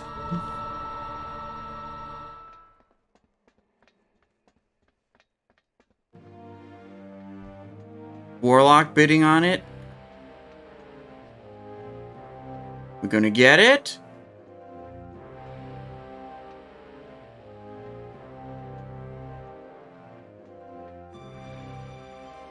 Pete, 8. Okay, remember, like, Band of Lights is a little bit better than the reply code ring. We got the reply code ring for 8K. We would have had to pay over 30K if we were gonna get the Band of Lights. Pretty small difference. We still got a good upgrade. We got 2 budget upgrades, okay? Some economy class upgrades. That's what we love to see here on the Simonized Show. Maybe not the best, but, you know, power level compared to how much gold we spend on it, our ratio is off the charts. 8K for this. 5K for this. Pretty good raid, I would say. So we can go talk to Ronan, turn this in, get a big upgrade. I mean, the thing is, like, this is my least favorite of my rogues. This rogue has very little potential to get 25-man hard mode loot because it's being run as a split alt in my guild raids, where it's just like all the mains have priority over all that. So it makes it a little bit more difficult for me to like want to like go hard and like spend big. But on my Simon 3, it's like I have potential to get literally full bis and deal insane damage on that character. So we're mostly saving the big spending for Simon 3. Whereas this guy just essentially needs to be good enough and secure some good upgrades. Why is Dark Matter such a small upgrade over Pirate? Can it be because of hit? Just, well, because like these are both good trinkets. What do you mean? In my, let's see, we have 2 resources to be able to determine this. We have the spreadsheet, and it said only 23 DPS upgrade. I don't know what, I don't know what you want me to say when people ask me why is this good, or why, it's like, because the spreadsheet is very good at assessing damage output, and it says it's bad. That's basically, or it says it's, you know, X amount of goodness. And it's like, the reason there is, hang on, let me show you. Go from the top down to... Oh, no, this isn't the end of it. There's more calculations. There's 1,218 rows of calculation crossed by... What is this? This many columns of calculation? Like, this is very thorough, and I invest a lot of time in building it so that I don't really have to think about why. Dark Matter is trash, that's not what I said. It's better than this, it's just not by a lot, according to the spreadsheet, according to my specific gear setup. One thing that can happen with Dark Matter is while the proc is active, you might push over your crit cap because it gives you so much crit. So if you have low hit on your gear, your crit cap is also lower, and you're less able to utilize the full effect of that Dark Matter proc.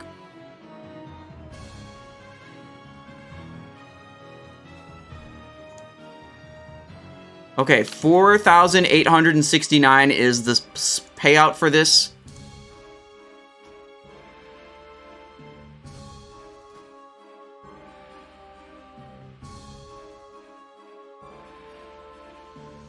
So let's see, we were down 13,000, then we're up about 5,000. So yeah, we were about a net loss of about 8,000 here. Let's go to Dalaran, let's get our ring. Thank you for hosting, Flip, as always. I'll get you next week with the Tricks of the Trade bombs on Mimiron.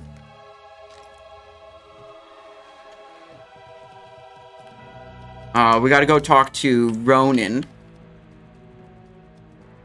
That's true. I was, at a little bit, I was afraid that if I actually killed you with bombs, that I wouldn't get invited back, and you'd be mad.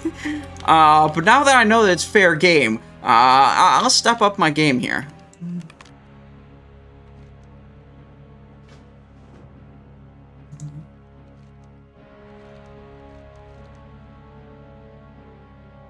Brand's sealing ring. That's what we want.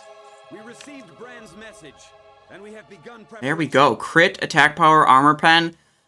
Which ring do we actually want to replace? I replaced invincibility on the spreadsheet, but I'm not sure if that's actually correct. Yeah, imagine choosing the wrong item after spending 8,000 gold. That'd be a way better YouTube thumbnail. But I don't know if... I'm not exactly the best actor. If I actually... I don't know if I could intentionally make that mistake and play it off as a mistake, right? Like, I think it would look obvious. Whereas, like, when I clicked through the prediction after Algalon, I actually genuinely made that mistake. But if I'm in my head, I'm like, I'm gonna intentionally pick the wrong thing for content. It's not gonna look good. Let's go back over here. Okay, so... There we go. Fix that. Okay. This is our setup right now.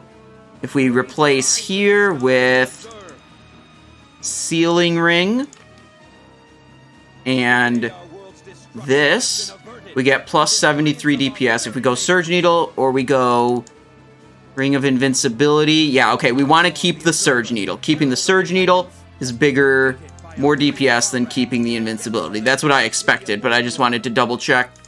Algalon was sent here to judge the fate of our world. He found a planet whose races had deviated from the Titan's blueprints. Let's go grab, let's see, we don't need to enchant our runestone, but we do need to put a gem into this brand Sealing Ring, and then also update the 80 upgrades page, because we got 2 fatty upgrades. Actually, I don't know if I even put the Skyforge crossbow into the 80 upgrades page yet. Let's get this gem, and then Bright Scarlet Ruby. That's what we want. Okie doke.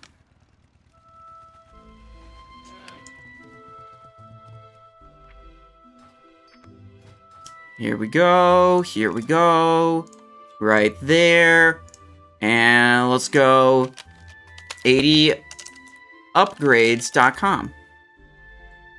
Characters. Simonize 2. Okay, we do have the Skyforge in here. Let's put the Mjolnir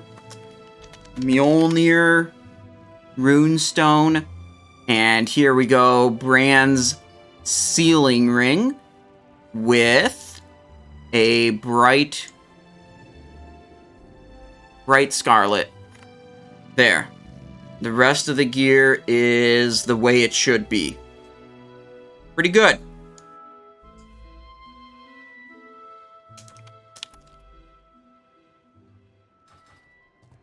Not bad, not bad, not bad.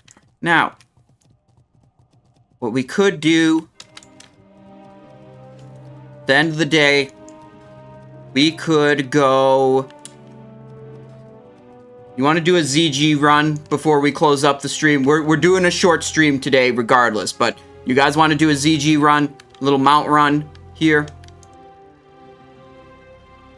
We could do that if you guys want to.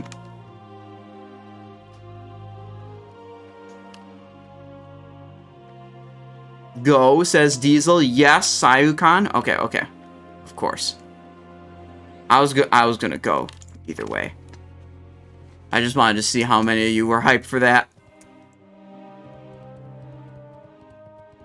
My plan is... Let's see. What do we have? We gotta make sure we got some good consumables. Drums of the Wild, Forgotten Kings, Rune Scroll of Fortitude, Agility Scroll, that's all good. We do actually want a different... I might as well. The Raptor one is kind of difficult. So I'm going to actually grab a Glyph Evasion and use Evasion Glyph to help with the Raptor. The Raptor one's kind of annoying, and then there's one other special thing we're going to do to help kill the Raptor boss, which is we're going to get a 20% move speed. Oh, do I have... I don't have my bandages. Okay, yeah, we need bandages also. Okay, Frostweave Cloth we've got to buy also. Frostweave... Whoopsies, that's not how you spell that. There we go. Hello? It's not letting me buy the thing.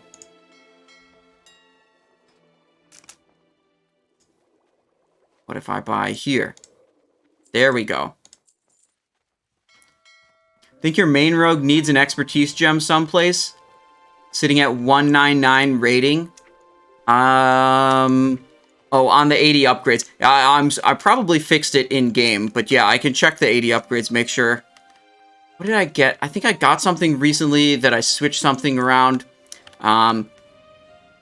See, we got this, we got that.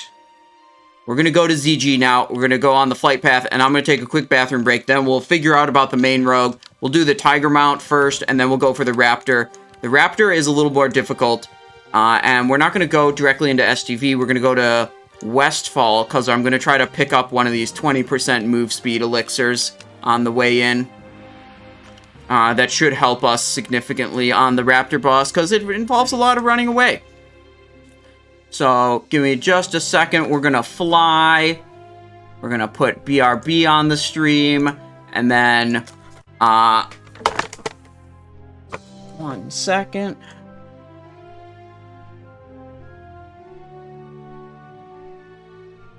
Press the 1-minute ad break button. Okay, I'll be right back.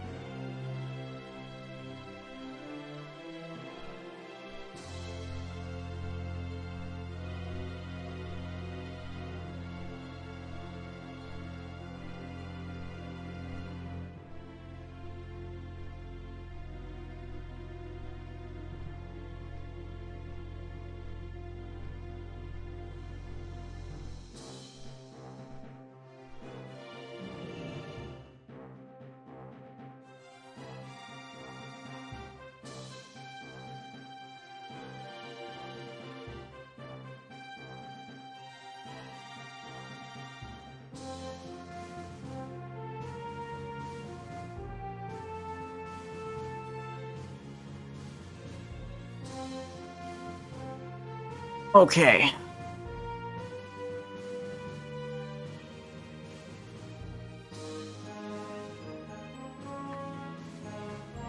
We're back. We are back. Get rid of the BRB sign. There we go. I'm afraid to be a believer for ZG mount prediction. I don't want to lose more points. Well,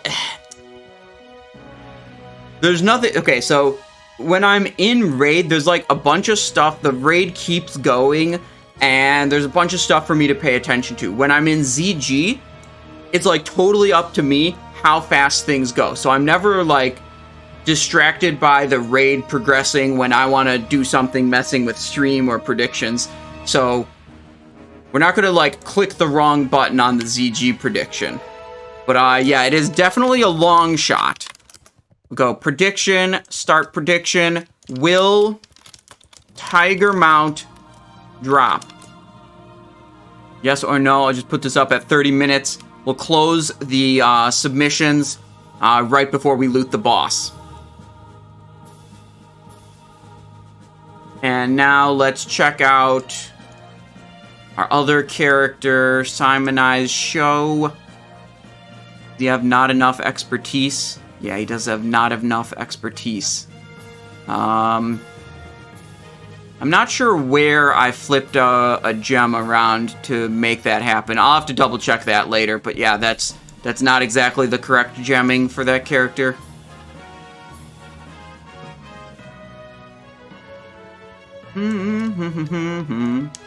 So usually I've just been doing Tiger Boss. Tiger Boss is pretty easy as a combat rogue in Ulduar gear. Like, you don't need a super specialized spec for it. It's still pretty difficult if you try to do it as Assassin. I tried to do it as Assassin, and I was like, screw this. I'm just going to do it as combat. Having Blade Flurry and Adrenaline really makes getting through the first phase pretty damn easy. But the Raptor boss still involves some kind of degenerate strategies where you're basically just only fighting him while evasion is active, and then you just run around in a circle waiting for your evasion to come off cooldown. Wait, evasion's 3-minute cooldown? Oh, I don't have the evasion cooldown reduction talent. Because I have this fucking spec. Okay, that's fine. But yeah, basically you just fight him while you have evasion up. And it's pretty slow. But possible. Faster than I had initially thought until I tried it. You can actually just kite him directly around his temple. You'll see when we get there. But right now, the goal, we want move speed from over here to make this kiting portion of the Raptor boss easier. So we're going to grab one of them. We're going to drink it right away. And then we're going to grab another one. This is a pretty unique elixir. Swiftness of Zanza counts as a guardian elixir. Is very good in Classic for increasing your move speed. Very good. It's still used in like TBC speed runs as well. And is likely still going to be used in a lot of Wrath of Lich King speed runs. Because it's one of the only sources of like passive move speed. And if you're trying to speed run, that's very important. Greggy, my experience with trying to jump off the temple is he would sometimes teleport me to him and smack me in the face when I tried to jump off the temple. I couldn't figure out a consistent way to make it so he wouldn't do that, so I just stopped trying to jump off of the temple, like you're saying.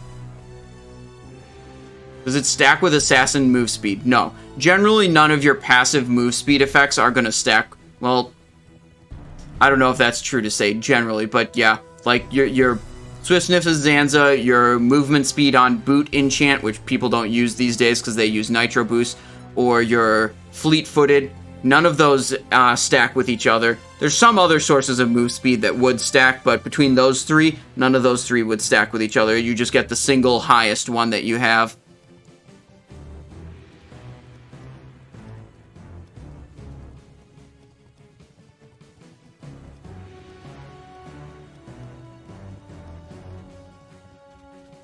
You gotta avoid landing on the wooden bits or the platform below. Just gotta aim it. No, like he would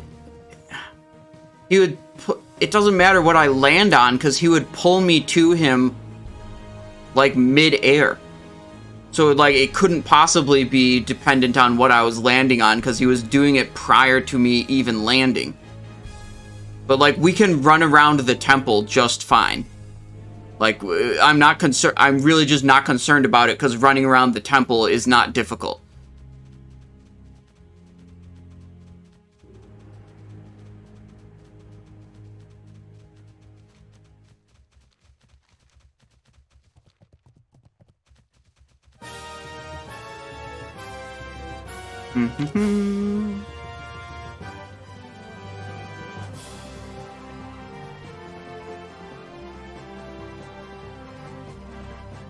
Man, this is a good upgrade.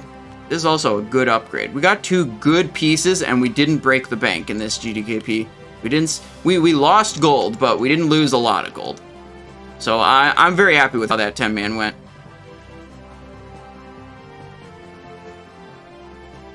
You should just invite one of the viewers. No, I think it's better, because, like, being able to solo a boss is much different than being able to two-man a boss. So, like, having people see how you go about soloing it, I think people are more interested in that, because then, like, they can go and try to do the same thing on their rogue.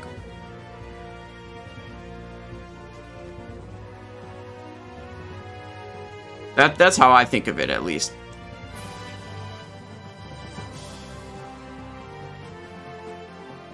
Oh, we got some other mount farmers hanging out here. Paladin, Shadow Priest.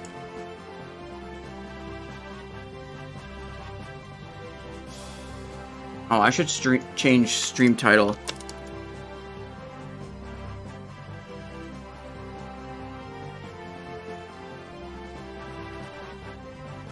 Yeah, I mean, it's definitely faster, definitely easier if you have two people. There's no doubt about that.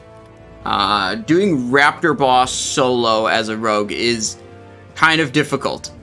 Like, if you mess up at some point, your whole attempt can be screwed.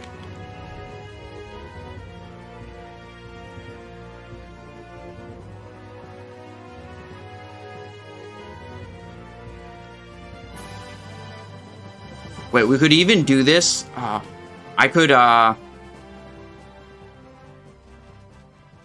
I could even do this in a way that I can just clip it out and make it a YouTube highlight of, like, here you go. Here's how to solo Tiger Boss. Here's how to solo Raptor Boss.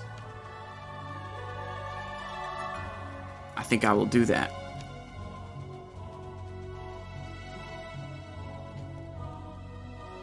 Alright, we gotta get to the Tiger Boss first, okay? You guys will know when I'm doing the old YouTube intro.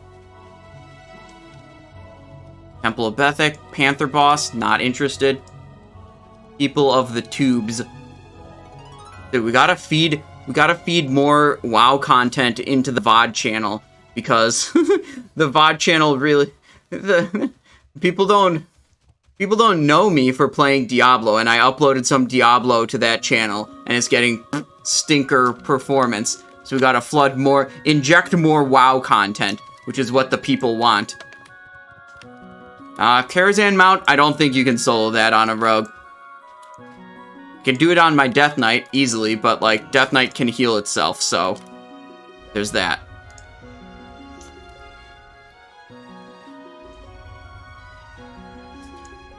Okay.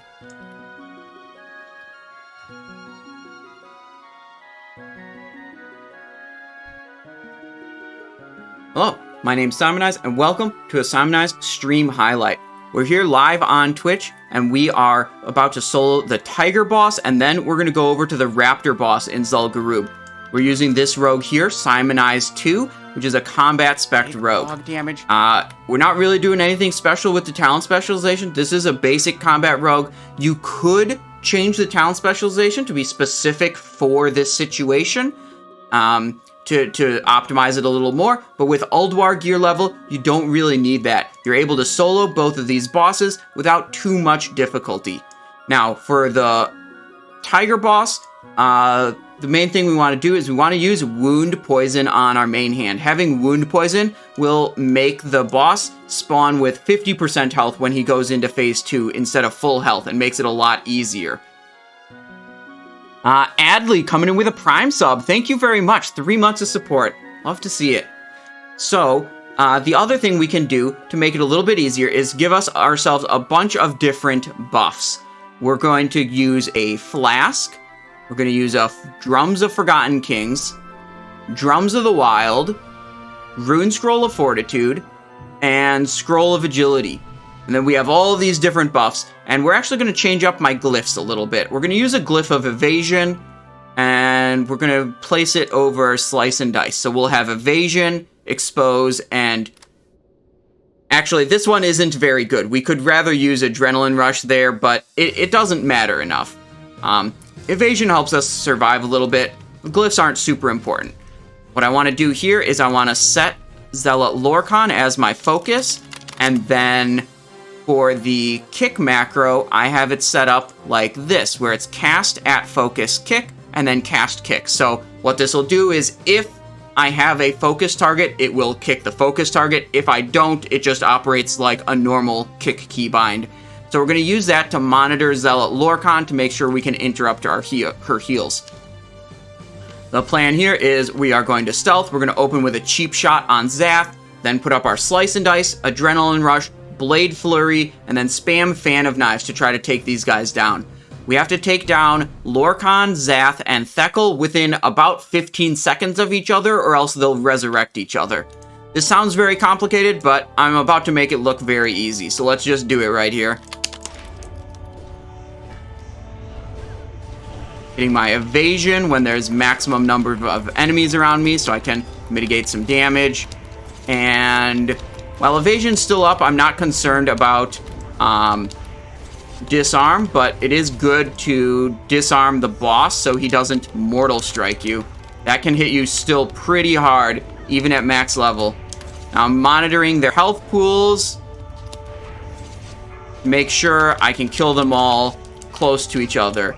Boss is dead. We haven't even used a healing potion, and I forgot to make bandages, but don't worry about it. We'll be fine taking out High Priest Thekkel in Tiger form, and you see he resurrected with half health. That's because I had a wound poison freshly applied to him.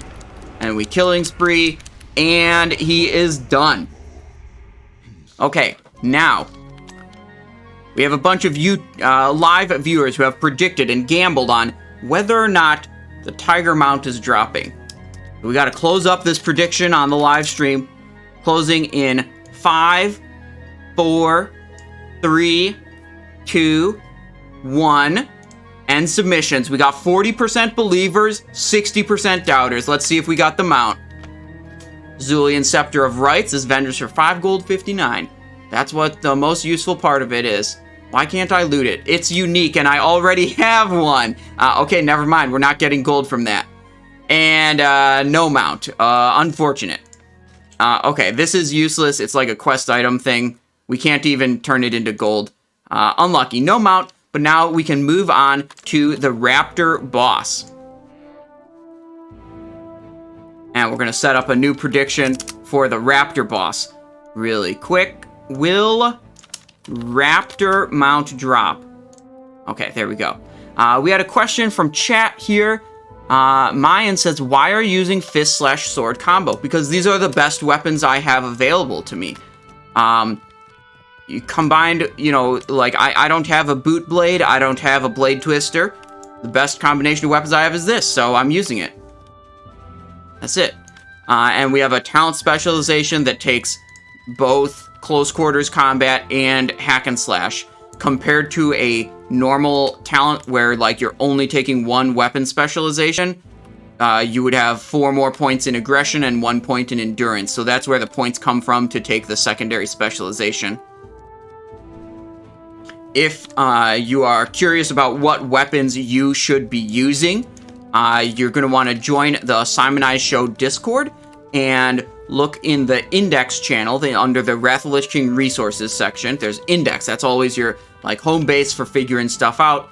There's a link to weapon comparison charts where you can just input all the different weapons you have, and it'll tell you what the best combination is and how to adjust your talents to be optimal for it. Oh, I used this flask. I didn't actually mean to use this flask because I wanted to keep... I had a move speed buff, which is what I want to use for this boss here. Now, our plan is going to be to run the boss in circles around his temple and essentially only fight him while we have evasion available. To make that happen, we're going to have to take out these packs of raptors here. If we want to be super safe, we could take out those champions there or there, but we're not going to mess with that. Those would only be relevant if we got unlucky and we got feared directly into them by the boss. But we should be able to avoid that by like only fighting the boss in particular areas where that's not a big risk factor. Okay, we can loot all of these. Sometimes you get the Rizashi hatchling, a non-combat pet. Usually sells for quite a bit of gold, but it's a fairly rare drop.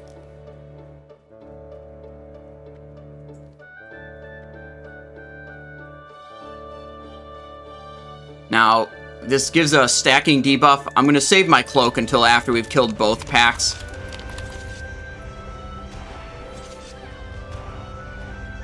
Should be fine here. My health is actually getting kind of low. Healing potion. Okay, that was much closer than I thought it was going to be. Let's eat some food. We're going to have to heal up here. So the only change we're going to make to our like buff setup is instant poison on the main hand. We have no healing that we need to negate here. And we're going to change our flask. We're going to use the Swiftness of Zanza. This is an elixir you can get from the Zul'Gurub reputation. At level 60, you've got to be revered with the Zandalar tribe, and you can access this. Because we're going to be kiting the boss around so much, having this extra move speed is just going to make it safer. It's possible to do without this, but your margin for error is much smaller.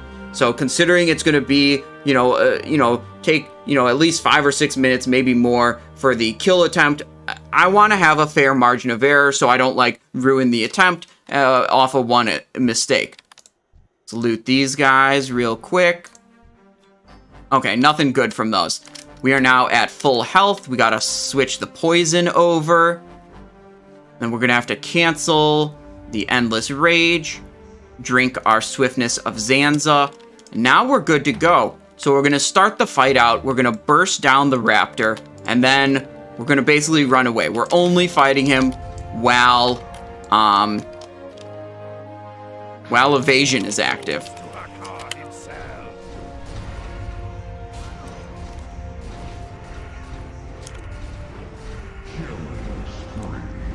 Stop casting. Okay, we've still got evasion up for 4 more seconds. Alright, now we're just gonna walk away. Now, he's kind of slow, so we can just do this. And The only thing you want to look out for is you don't... Oh, crap.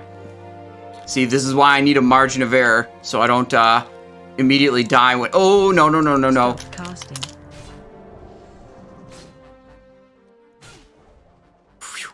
Okay. I want to put a mark on him. Stop casting. We're going to be able to... Oh, no, I didn't... Okay. We might have to do a second take, because I forgot to craft bandages. Stop casting. See, we can get away from him. He just doesn't catch us. And we avoid the tiled floor because it kind of messes with his pathing, and he will sometimes, I don't know, be upset with us if we touch the tiled floor. Okay. Right now, we're still just... Yep, just like that. See, I touched the tiled floor, and he teleported me right to him. I was really lucky that he didn't smack me in the face. Okay, but the goal here is going to be... Gonna nitro boost, get some distance. The goal is to craft some Frostweave bandages. Oh, wait, we went too far. See, he's doubling back the other way. Bandage crafted. Okay, keep it going. 50 seconds on evasion. Casting.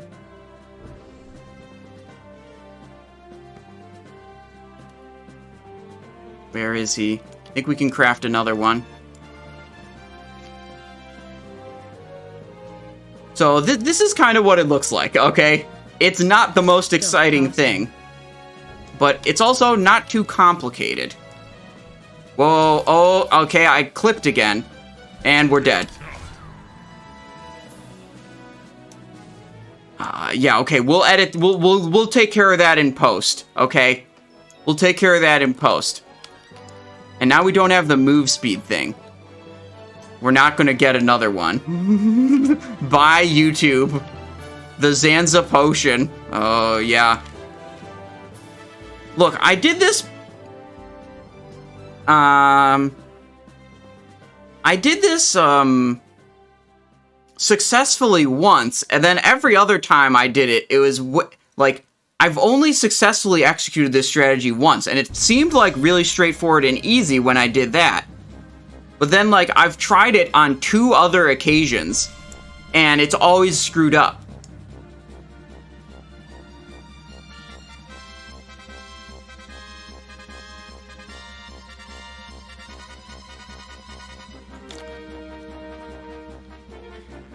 Damn.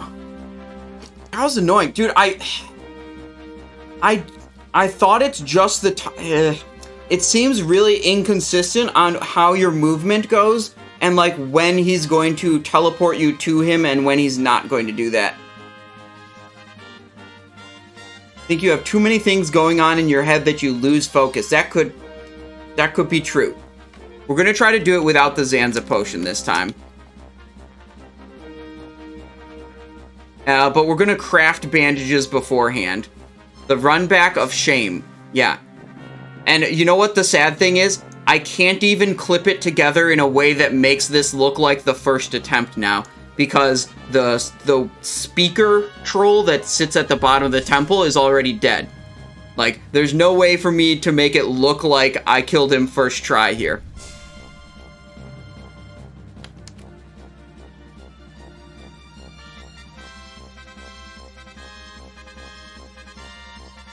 We'll give it another go, though. Just go to the hero class and do every mistake possible and still win. Yeah, but... Oh, wait, we gotta be in a raid group.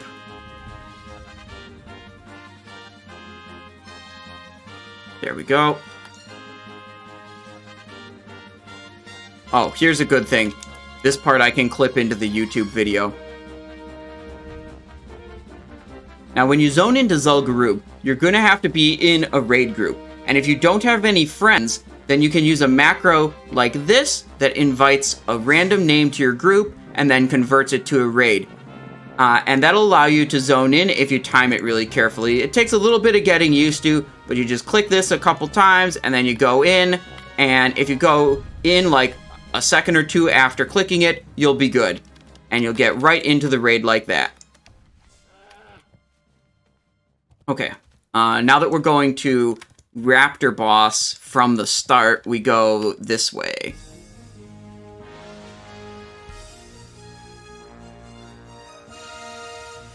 Just cut the very moment he teleports you.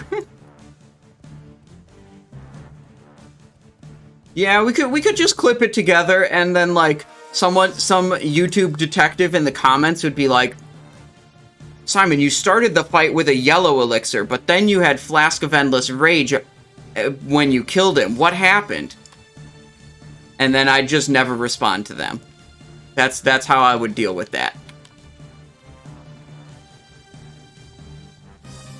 Simon, the time in the corner of the map changed by like 10 minutes on one part of the fight. Why did that happen? Don't worry about it. It is a bug. Also, you're a Death Knight now.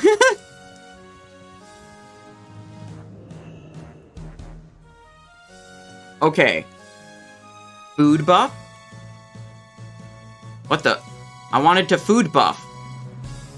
Okay. Something got screwed up. Drums of the Wild. Forgotten Kings. Agility. Craft a couple more heavy Frostweave bandages.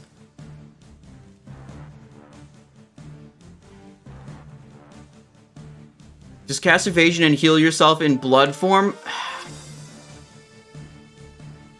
Okay, there's no way we use more than 10 bandages. Let's see if we can get a food buff. Okay, something is effed. There's something like bugged with this area that I can't use a food buff. What if I go out? You know what? I need the food to heal myself. Going through the gate and eating. Other side of the gate? Okay. Jumping during stealth makes the mob's detection radius less effective. So there's a thing where the game doesn't update when you jump, the game doesn't update your character's position until you land again. And a lot of AoE effects will treat you as though you're at the location where you jumped from right up until the point where you land. So that could definitely be what's interacting with the detection radius from mobs. And it's also the same reason why, like, you should never jump to get out of an AoE. I've seen people jump to try to get away from... Oh, these are gonna aggro me. I didn't even get the food buff. Get out. I didn't want to get feared. I needed to blow cooldowns on them.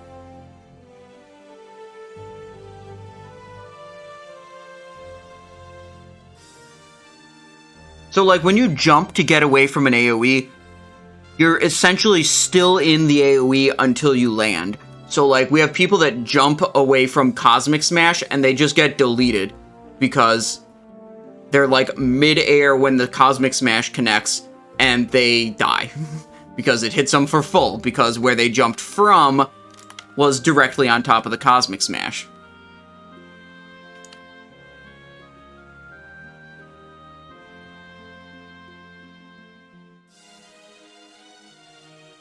Oh, we go for round 2.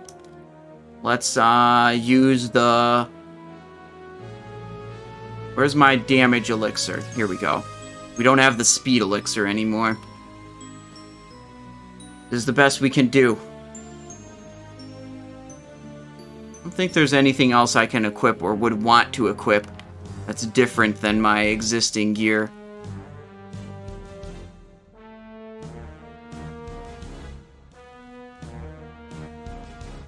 Yeah, okay, we're just waiting on the coolies. I bet no this time, not because it won't drop, because if I say yes, it won't. That's true.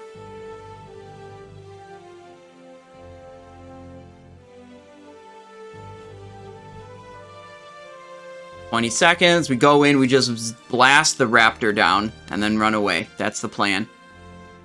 Have you started working on a Phase 3 Bisilisk? Yes, there's Phase 3, there's Phase 4. You always just gotta look at the spreadsheet on the Discord. You can bring that up. We're waiting on cooldowns anyways. This is the spreadsheet. You can find it on the Discord. Free to use. You don't even have to sub, although I'd like it if you did. And then you go down into the saved sets section. And there's Phase 3 and there's Phase 4. You just hit a nice little load right here. And then you've got, boom, Phase 3 stuff. Quick save DPS. Okay, then let's go to Phase 4. Boom. And it's there. 3,000 DPS upgrade. 25% increase over Phase 3. Oh, shit. That guy almost ran into me. Okay, our cooldowns are ready. Let's go again. Okay, so as you can see here, sometimes we use a speed elixir called the Swiftness of Zanza. It's helpful, but it's not necessary. Right now, we just have the Flask of Endless Rage and all of our other buffs. We have switched from Wound Poison that we used from the Tiger boss onto Instant Poison for this boss because we don't have to do any kind of healing reduction for Bloodlord Mandacure. The plan here is we're going to engage the boss, we're going to burst down his raptor pet, and then we're basically just going to run around in circles and only fight the boss while we have evasion active. We've got some bandages ready to go, so we can even heal ourselves while we're running away. The thing is, the boss just kind of moves slow, so it enables you to just walk away from him, basically, and stall out for your cooldowns. So let's see how this goes. Your souls to hack hard itself.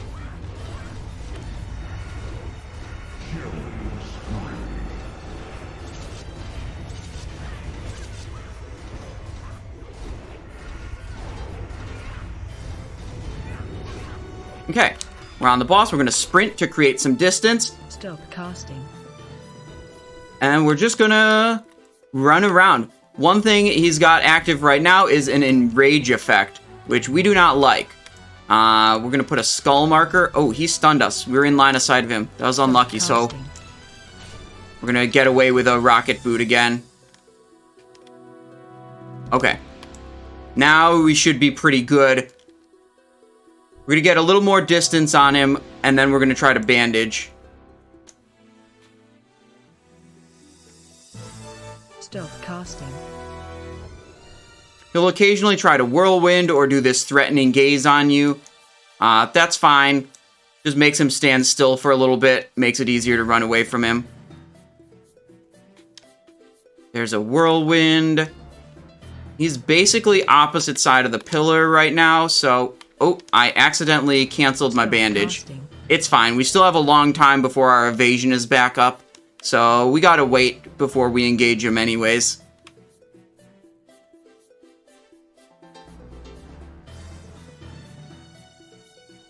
We'll get another opportunity to bandage. And frankly, we probably are fine even if we don't bandage just when evasion comes back. Because we won't deal... we shouldn't take very much damage while we have evasion active.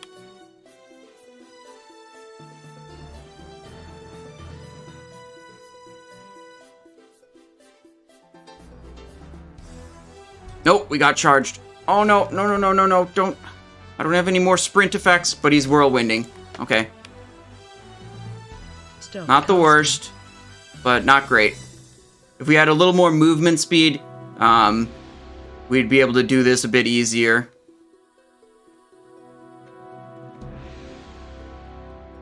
Oh, he's catching up to me. Get out of here, dude. Whirlwind.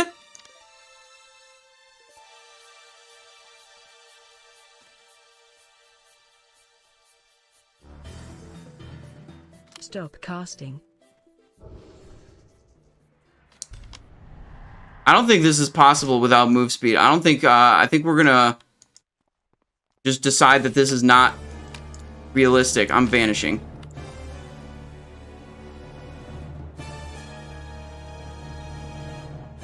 Oh, this is annoying. Do I have move speed in my other spec?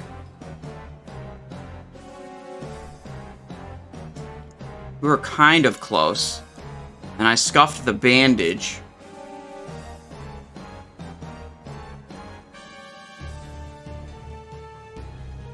Yeah, I definitely had Swiftness of Zanza the first time I did it. I don't want to go all the way back to the island, though. It's far away to get another Zanza.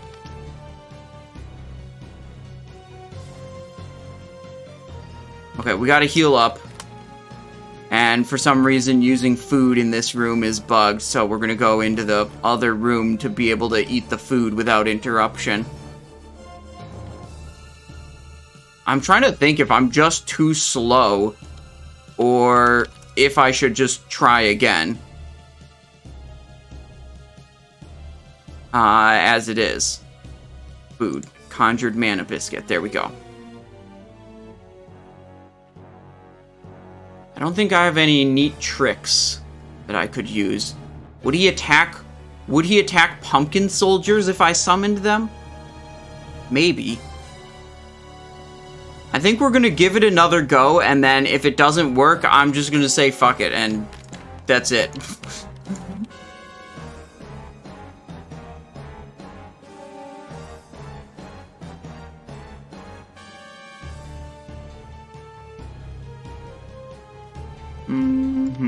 I understand there's lots of ways that I could solve this problem, but I'm actually just not very invested in this. I don't care that much. I don't want to take the time to go, like, all the way back to town, fix something up, change my talents, do this or that. Like, I just don't care enough to bother doing that. We're gonna send it again, see if we can make it happen, and if not, we're gonna fucking give up. But I don't have to redo the intro this time because everything's the same. I can just pull him and then clip it together in post-production if I wanted to do that. Also, we have combo points on him to begin with. So that's cool. Do I have a health stone? No. But I should probably put healing potion on my bar rather than speed potion.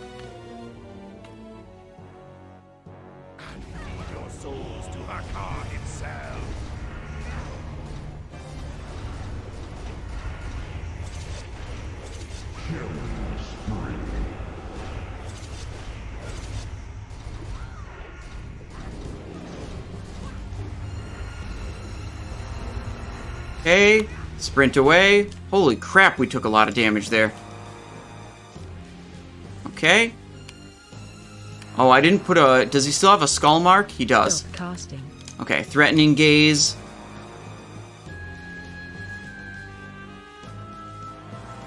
I have to take these tight lines. What the... He came from the other side! Stop casting. What the hell is that? Did I go too far around? Oh, what the... Okay, well, that's it for the Simonize show today. Thank you for watching. I was not planning on streaming today, so we were just planning on doing a quick one. We'll be back tomorrow. I'll get the stream schedule out later today. I got a bunch of other stuff to take care of.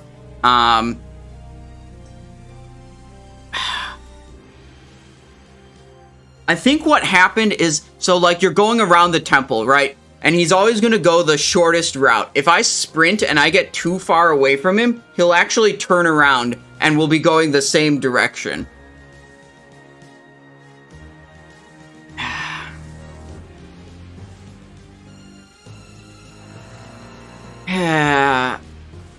Run up, jump off. Yeah, I did that before. I've tried running and jumping off, and he will teleport me to him sometimes and not other times. So I decided that's not a consistent strategy to try to do over and over again.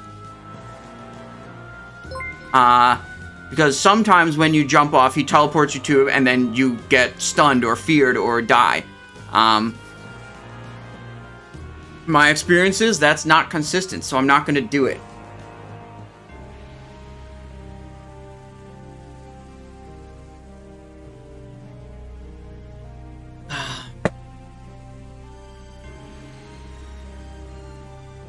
Patra, you found the spreadsheet through Discord?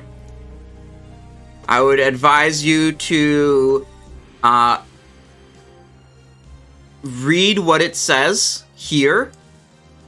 The load function is a macro function, so you're going to have to use either Excel or LibreOffice to access a macro function like the load button.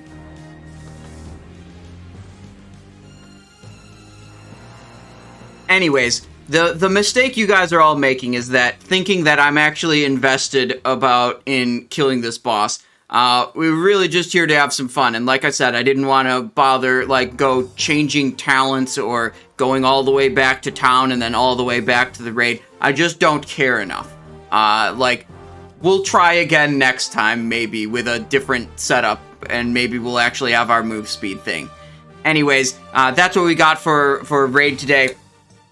That's what we got for stream. Like I said, I'll get the stream schedule out later today. That's always going to be pinned in the Discord channel, pinned in the streams channel for Discord. Thank you guys for watching. I have to refund the prediction.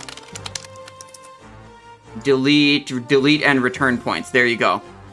Yep. Because we didn't kill the boss, so it didn't drop or not drop. Right. Tomorrow is going to be an evening stream on my combat rogue, this one, and then Wednesday is going to be another evening stream on my main rogue. I'm going to try to go a bit faster in Ulduar. It's kind of a speed run. Kind of a speed run is what's going to happen. Thanks for watching. Goodbye. Adios. Thank you for all the support you guys give me. Love to see it. I'm gonna get on with my Monday, which is usually my day for making YouTube videos.